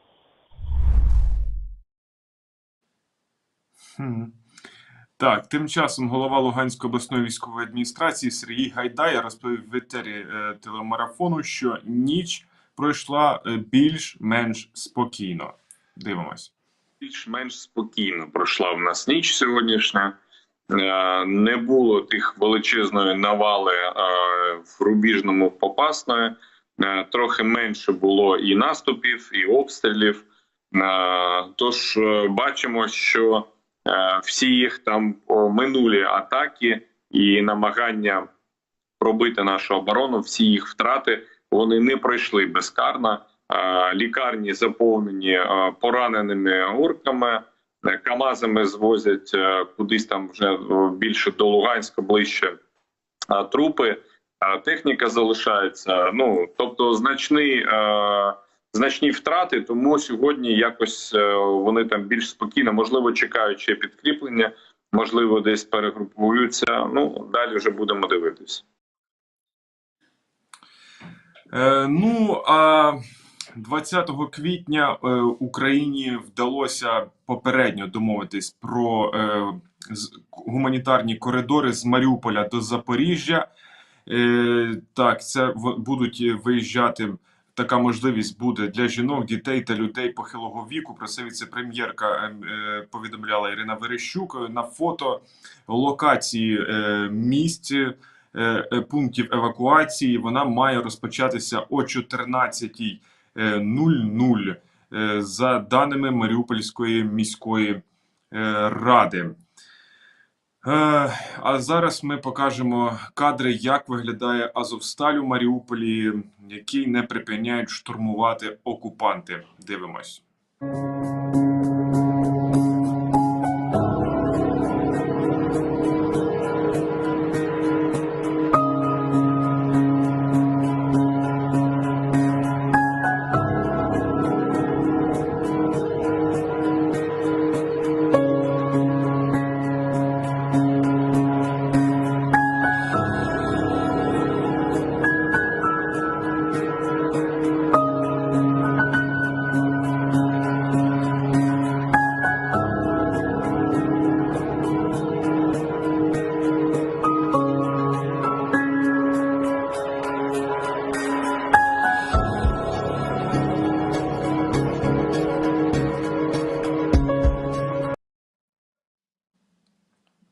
Наші військові також повідомляють, що на території цього заводу перебувають щонайменше 500 наших поранених воїнів та кілька сотень цивільних. За даними Генштабу, на території Донецької та Луганської областей за минулу добу відбито 10 атак російських окупантів, знищено 20 танків, 28 одиниць броньованої та 2 одиниці автомобільної техніки. Одну артилерійську систему теж знищено. А угрупування повітряних сил ЗСУ за попередню добу збили 9 повітряних цілей. 1 літак, 1 вертоліт, 6 безпілотників різних типів та крилату ракету. А ще Московія хоче атакувати маршрути, по яким йде доставка військової допомоги Україні. Про це заявив представник Пентагону, якого цитує CNN. Втім, за його словами, атаками московити нічого не досягнуть через обсяг допомоги. А Україна не отримала нові літаки від партнерів, а лише запчастини та комплектуючі, що дозволить поставити до строю більше техніки. Про це повідомила прес-служба командування повітряних сил Збройних сил України. А Норвегія передає Україні всі свої переносні зенітно-ракетні комплекси «Містраль». Йдеться близько про 100 одиниць. Про це повідомляв міністр оборони Норвегії. Системи протиповітряного захисту «Містраль» – це ефективна зброя, яка використовувалась на флоті і буде дуже корисна для України. Дальність враження цілей до 6 кілометрів. Зброя передбачена для використання проти літаків та гелікоптерів, які рухаються на малій висоті, пояснив міністр оборони Норвегії. Поки що у мене все. Більше читайте в телеграм-каналі umn.ua та фейсбук-сторінці UMN. Підписуйтесь туди, ставте вподобайки під цією трансляцією і підписуйтесь на YouTube канал Ukrainian Media Network. Слава Збройним силам України! Смерть ворогам!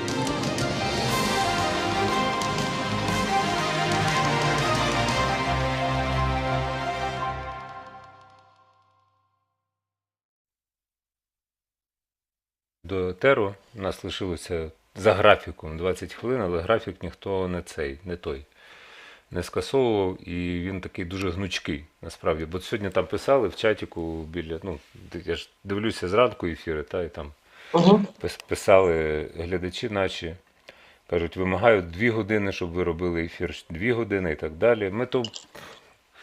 Ми можемо робити і 2 години, тільки зітремося швидше, ніж вам це уявляється. Тобто це надзвичайно глобальна робота, насправді. Там робимо рівно стільки, скільки можемо зробити. Дехто годину може присвятити для етеру, дехто робить по годині, і за це дуже дякуємо. Дехто може робити більше. Я, в принципі, тут ледь не живу в студії, так що можу сидіти і Радіо Рома вам влаштувати на 12 годин, але все одно спати, їсти і все інше, як ви розумієте, треба робити. Так що ви не вимагайте, а просто допомагайте. Спершу українському війську, потім нам, потім всім іншим, хто бере участь в цьому марафоні. Хочу цілий день, Андрій Зима пише. Я теж хочу цілий день. Що ви хочете цілий день? Давайте визначимося з дефініціями. У мене купа ще матеріалу, між іншим. Я не знаю, як в тебе. Давай. В Україні сняли... Так, в Україні сняли, що? ограничение на пользование Starlink. Видел эту Так, новость? ну я ж читав її вголос. Коли? Та от сьогодні ж в нашому ефірі читав. Да? Ой, Да. я отвлеклась. Я иногда просто, когда ты что-то читаешь, прости, Рома, я параллельно ищу другие новости. Я А розумію. я думала, что как раз, ну так, пробачте, будь ласка. Ні, я читав цю новину про Starlink, там у нас в чаті біля трансляції йде дискусія, що та Starlink типу не дуже, там швидкість не та. Слухайте, в мене одна є штука, я так от зараз візьму, так гляну у вікно, і я бачу Starlink за вікном. От так і є, я не брешу. Розумієте, це от сказати, що це реальність, якби мені хтось сказав, що це реальність може бути. Не повірив би, а так і є. І це, за це дякую міністру Федорову, міністру цифрової трансформації, Мінцифра. Так що, а якщо знімають ще й для українців всіх Starlink використання по Україні, то це взагалі крута новина. Ну, уявіть собі. Ну, просто уявіть собі, наскільки технологічне відставання Московії від України в такому випадку, воно збільшується ще на 100 років. Тому що Рогозін може стрибати на батуті в космос. Він там жартував з Маска, що на батуті вони будуть відправляти. Так на батуті він стрибає, насправді.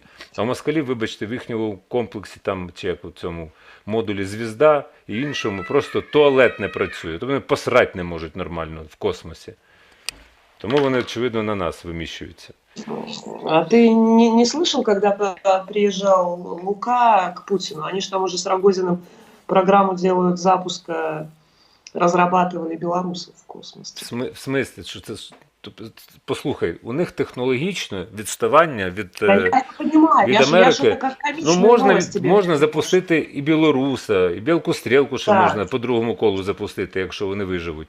Вони використовують старі союзи. Ну, це треба зрозуміти. Це космічний корабель, який не модернізувався з часу свого створення, фактично. Ну, тобто, щось там докрутили, допиляли. Ну, якщо сральник не працює в космосі у вас на цьому кораблі, вибачте, толчок не працює. В усіх модулях російських зламалися туалети. Про що далі Слушай, говорити? я помню, как Путин пытался какую-то машину ему подаренную открыть дверцу, у него ручка там отломалась. Поэтому я думаю, что это система. Конечно, мы понимаем, что Так, это система. ясно, що це Как раз, система. Ну, це да. система. І в них розкрадена армія. Ми це теж розуміємо. Я дивлюся от новини всі, що там відбувається на Луганському напрямку і так далі. Просто гортаю новини. Знаєш, це сьогодні день хороших новин, тому що... Але не треба все ж таки заспокоюватися, думати, що от все вже минуло. Ні, нічого не минуло. Поки не заб'ємо останній цвях Путіну в голову, війна не скінчиться, розумієте? Ну от що зараз... Що з Харкова, те, що я бачив новини, що з ведення Генштабу була розбита ворожа БТГ, 130 поранених. Ну, після спроб штурму росіянами в Рубіжному та Сєвєродонецьку до лікарні Новоайдара доставили близько 130 поранених військовослужбовців Російської Федерації. А вся БТГ була розбита, просто розбита вщент. Тому що у нас є джавеліни і все решта, що дають наші західні партнери.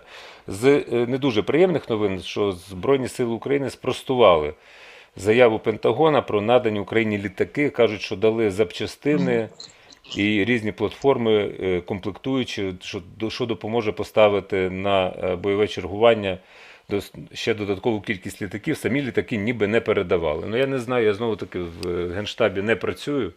Іноді цю інформацію навіть і не треба оприлюднювати. Нехай вона буде приємним сюрпризом, так само, як і Нептун для крейсера Москва. Це треба розуміти. Та? Є ще, скажімо, українці вони не втрачають оптимізму. От є 43-й слайд, тобто там ціла папка картинок, це від Укрінформу, Державне інформаційне агентство. Так звана мапа тривог, вона у всіх різна. А чи я повернуся додому, наприклад, ця. Чому мама довго не відповідає? Чому саме моя країна? А чи вціліє мій будинок? А як жити далі?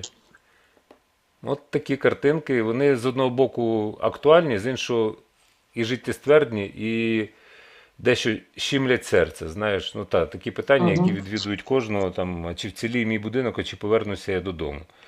Ми все це прекрасно розуміємо. Що ж його говорити, якщо воно так є, але є як є. І треба пройти просто цей період і не втратити себе, головне, не втратити свою країну, людей і зробити її абсолютно новою.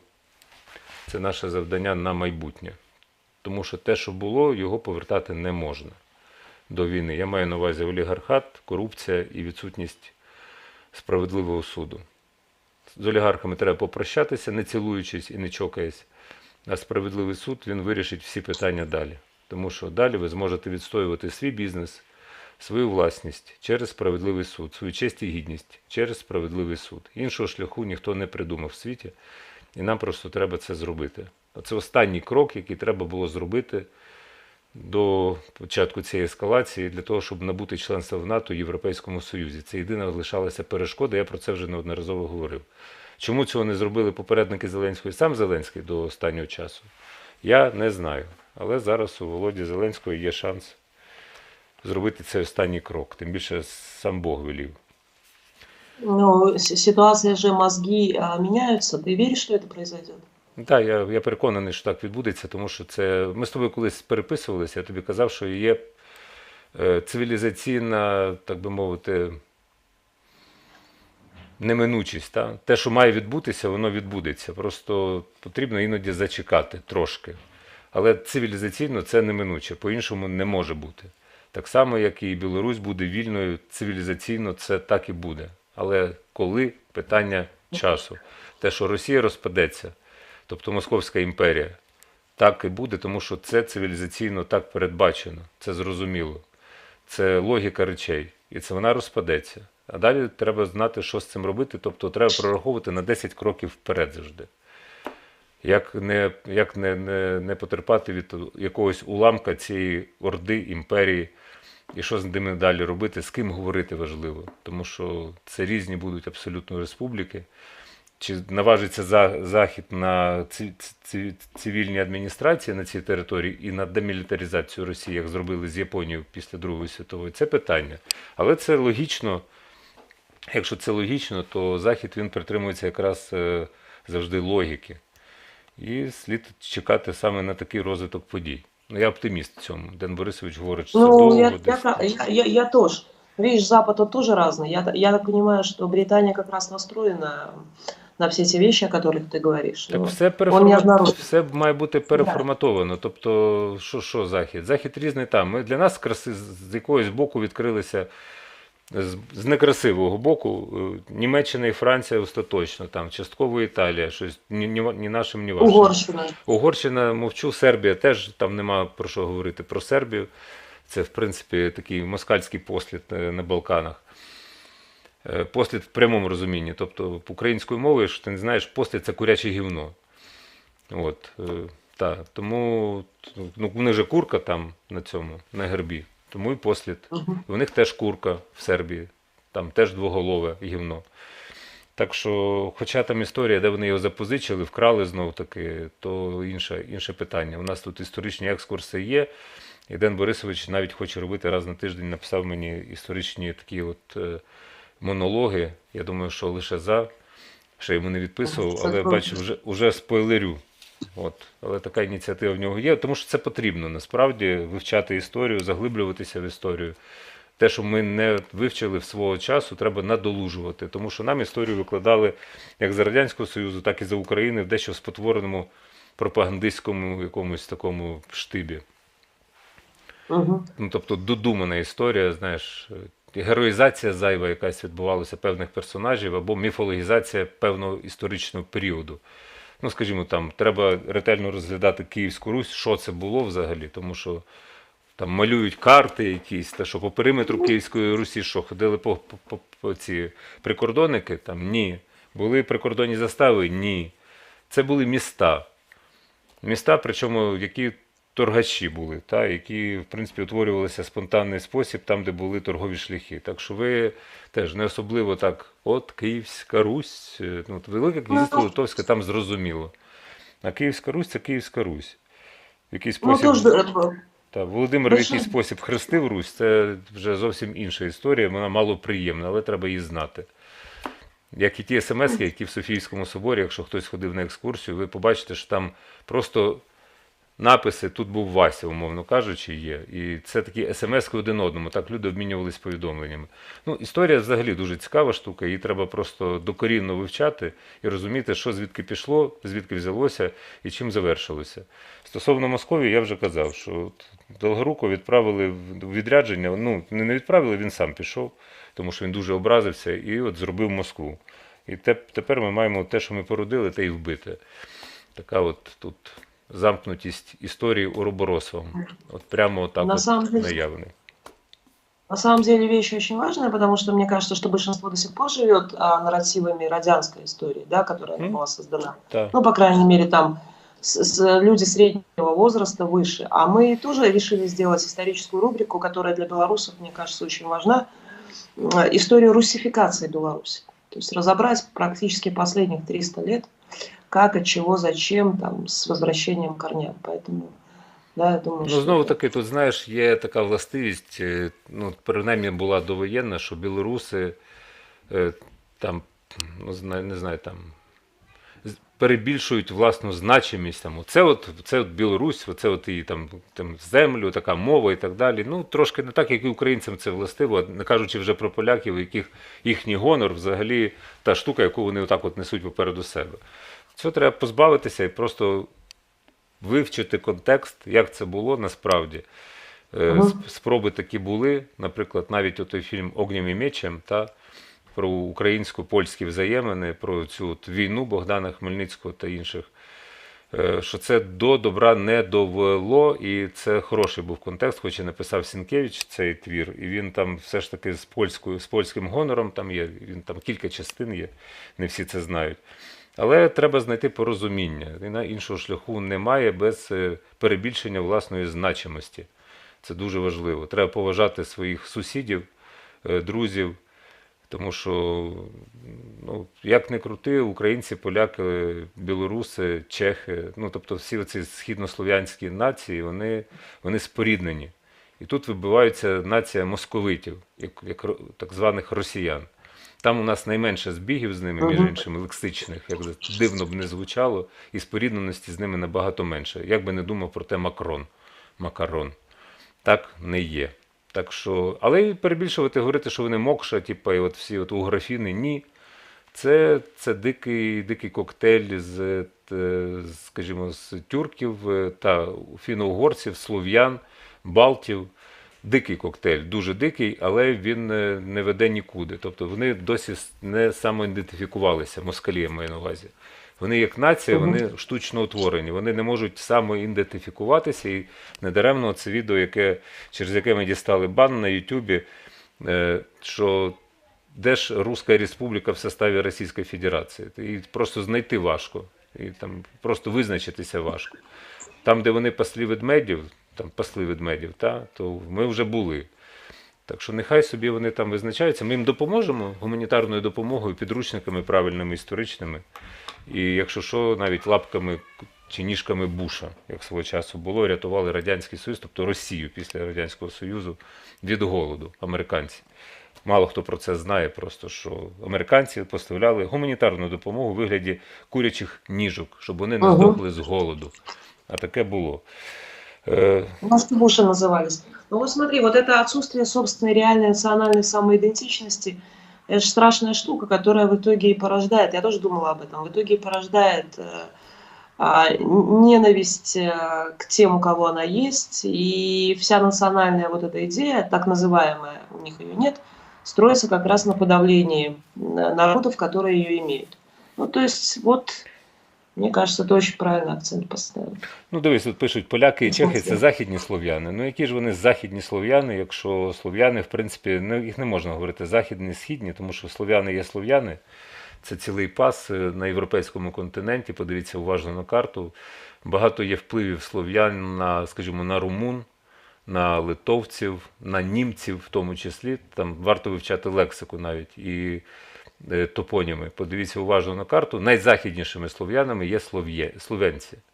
Словенія – це найзахідніша слов'янська країна. І слов'янська мова, вона дуже схожа по багатьох параметрах на українську, і вона базується на абетці, яка називається гаєвиця, якщо вам це щось розкаже, латинкою. Але це все інша історія. Я вже так багато тут замонологував, а у нас 12:58, це значить, що... Ну, уже 2 часа. Які 2? Перша дня.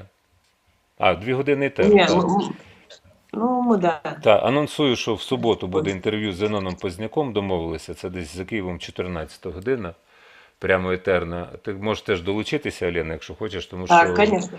Тому що... Ні, я не долучусь, ми просто пустимо... Ні, ти долучайся, тому що ти в білоруському контексті більше, ніж я. Я тут в Білорусі був останній раз дуже давно.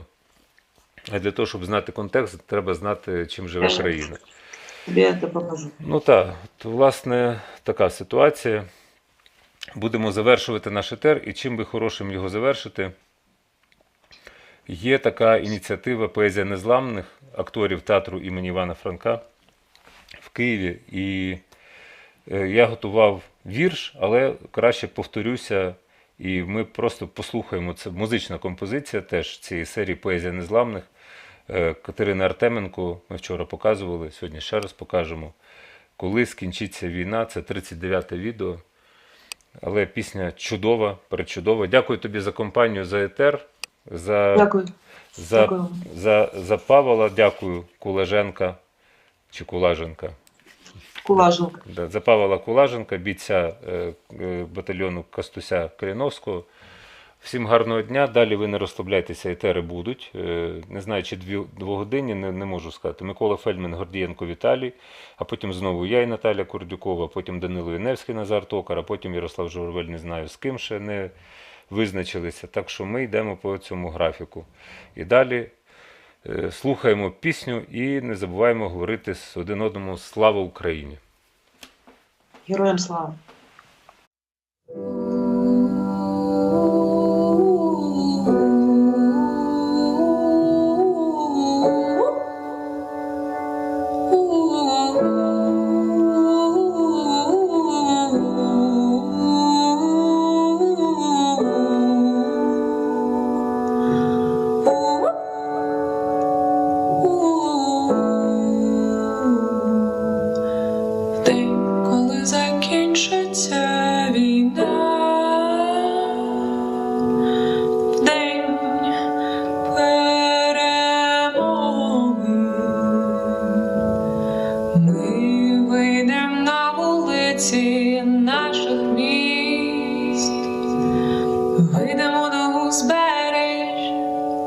Чорного Азовського моря,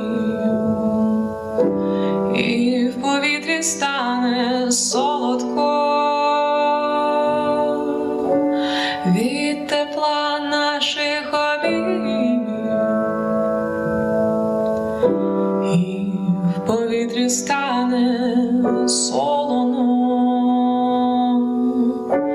від наших сліз.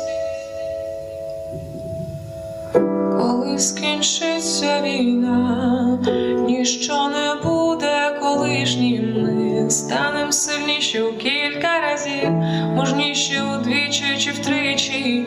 І хто б міг знати тоді, що найважливіше — теплі штани, рюкзак на спині, руки, ноги і можливість бігти.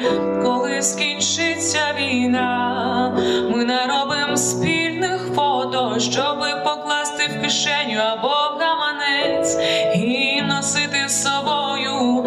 І те, що сталося між нами, глибокі шрами лишає. Але я знаю, я точно знаю, ми з вами герої, а герої все здолають.